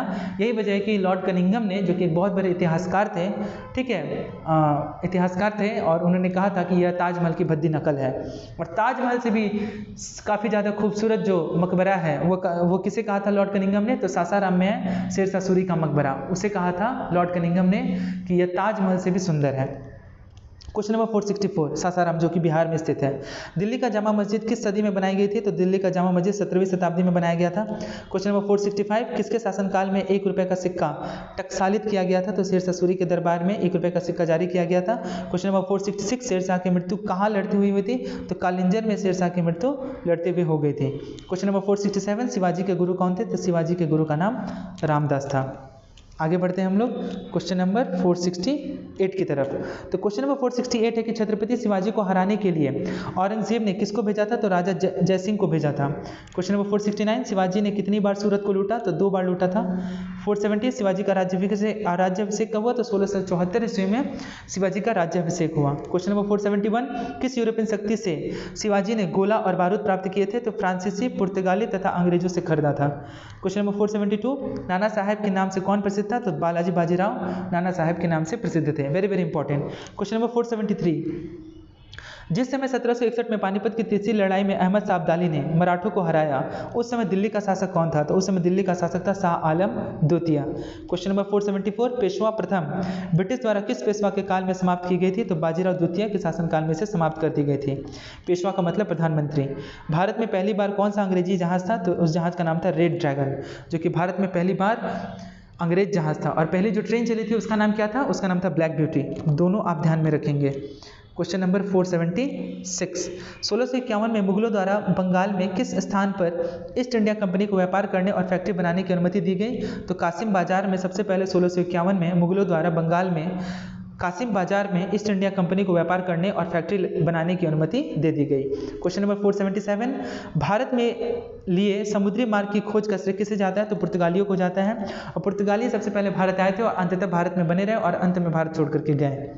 केप ऑफ गुड होप के रास्ते भारत तक समुद्री रास्ते की खोज किसने की थी? वास्को डी गामा ने की थी, जो 1498 ईस्वी में भारत आया था। 479, भारत में पुर्तगाली सत्ता की वास्तविक नींव रखने वाले महानतम पुर्तगाली गवर्नर कौन थे? तो महानतम पुर्तगाली गवर्नर का नाम था अल्बुकर्क। 480, गुजरात का शासक बहादुर शाह किसके साथ हुई संघर्ष में मारा गया? तो पुर्तगाली के साथ मारा गया था। क्वेश्चन नंबर 481, अपने शासन के दौरान अंग्रेज किसानों को मद्रास में क्या उगाने के लिए मजबूर करते थे? तो चावल उगाने के लिए मजबूर करते थे अंग्रेज किसानों को मद्रास में। और वही पूछे कि अंग्रेज असम में क्या उगाने के लिए मजबूर करते थे? तो इसका आंसर हो जाएगा चाय। क्वेश्चन नंबर 482, अकाल तख्त का निर्माण किसने किया था? तो गुरु हरगोविंद ने किया था अकाल तख्त का निर्माण। क्वेश्चन नंबर 483 है कि गुरु नानक देव का जन्म कहाँ हुआ था? तो गुरु नानक देव का जन्म, नानक नहीं नानक होगा यहाँ पर, ठीक है। गुरु नानक देव का जो जन्म है वो तलवंडी नामक स्थान पे हुआ था। क्वेश्चन नंबर 484, किस सिख गुरु ने स्वयं को सच्चा बादशाह कहा था? तो गुरु अर्जुन देव, जो कि सिख गुरुओं में टोटल 10 गुरु थे। अंतिम गुरु का नाम गुरु गोविंद सिंह है, पहले गुरु नानक देव थे और गुरु अर्जुन देव 5वें गुरु थे, ठीक है। क्वेश्चन नंबर 285, रंजीत सिंह की राजनीतिक राजधानी लाहौर थी, किस नगर को उसकी धार्मिक राजधानी कहा जाता है? तो अमृतसर को उसकी धार्मिक राजधानी कहा जाता है। और आपको जैसे पता होगा कि गोल्डन टेम्पल जो है वो अमृतसर पंजाब में अवस्थित है। आगे बढ़ते हैं हम लोग। किस गवर्नर जनरल ने रोपड़ में रंजीत सिंह का बड़े सम्मान के साथ स्वागत किया था? तो विलियम बेंटिक ने रोपड़ में रंजीत सिंह का बड़े सम्मान के साथ स्वागत किया था। क्वेश्चन नंबर 487, किस लड़ाई में नादिर शाह ने मुगल सम्राट मोहम्मद शाह को पराजित किया? तो करनाल में मुगल सम्राट मोहम्मद शाह को पराजित किया था। क्वेश्चन नंबर 488, दूसरे एंग्लो मैसूर युद्ध में गवर्नर जनरल कौन था? तो वारेन हेस्टिंग जो था वो दूसरे एंग्लो मैसूर युद्ध में गवर्नर जनरल था। क्वेश्चन नंबर 489, मुर्शिद कुली खां, अली वर्दी खां और सिराजुद्दौला कहाँ के नवाब थे? तो ये तीनों जो है बंगाल के नवाब थे। कौन कौन?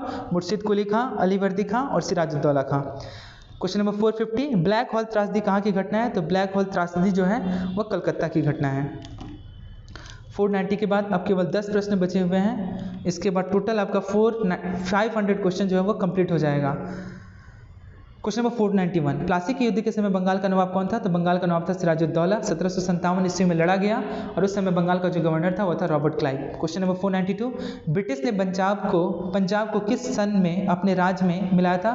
तो सन 1849 में 1849 में इसे मिला लिया था। क्वेश्चन नंबर 493, आर्य समाज के संस्थापक स्वामी दयानंद सरस्वती, इनके द्वारा लिखा गया पुस्तक का नाम है आपका सत्यार्थ प्रकाश। क्वेश्चन नंबर 494, वेदों की ओर लौटो का नारा किसने दिया था? तो इसे दयानंद सरस्वती ने ही दिया था।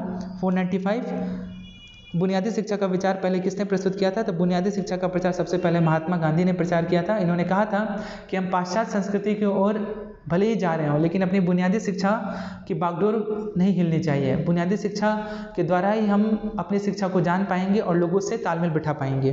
क्वेश्चन नंबर 496, अलीगढ़ में मोहम्मडन एंग्लो ओरिएंटल कॉलेज की स्थापना किसने की थी? तो सर सैयद अहमद खान ने की थी। 497, राजा राम मोहन राय के विरुद्ध एक ऐतिहासिक आंदोलन का आयोजन किया गया था। वह ऐतिहासिक आंदोलन क्या था? सती प्रथा, और बाद में इन्होंने विधवा पुनर्विवाह को भी क्या किया था? बढ़ावा दिया था, और खुद ये एक विधवा स्त्री से शादी भी किए थे। क्वेश्चन नंबर 498, उपनिवेशी भारत में कलकत्ता में एशियाटिक सोसाइटी की स्थापना किसने की? तो विलियम जोन्स ने की। सर्वोदय का आशय क्या है? सबका उत्थान, सबका विकास। क्वेश्चन नंबर 500, अंतिम प्रश्न, सत्य शोधक सभा के संस्थापक महाराष्ट्र में कौन थे? ज्योतिबा फुले। पिछले प्रश्नों में हम लोगों ने पढ़ा था कि सत्य शोधक सभा के संस्थापक कौन थे? तो ज्योतिबा फुले। तो यह भी पूछा जा सकता है कि सत्य शोधक सभा जो है वह कहाँ पे किया गया था इसका आयोजन? तो इसका आंसर होगा आपका महाराष्ट्र में। तो इस प्रकार से टोटल 1 लीनियर क्वेश्चन हिस्ट्री से संबंधित टोटल 500 प्रश्न और उत्तर दोनों कंप्लीट हुए। आप इसको अच्छे से रिवाइज कीजिएगा, हो सके आप इसे अच्छे से इस वीडियो को बार बार देखिएगा, ठीक है? आपको आसानी से ये याद हो जाएगा। आपका पढ़ाई हुआ है, जस्ट आपको केवल एक बार रिवीजन करना है, ठीक है? 2-3 बार आप देखिएगा, आपको आसानी से याद हो जाएगा, ठीक है? उम्मीद करता हूँ कि आज का ये पूरा सेशन जो है आप लोग एकदम अच्छे से समझ में आया होगा और अच्छे से क्लियर हुआ होगा। आज के लिए इतना ही, बहुत बहुत धन्यवाद।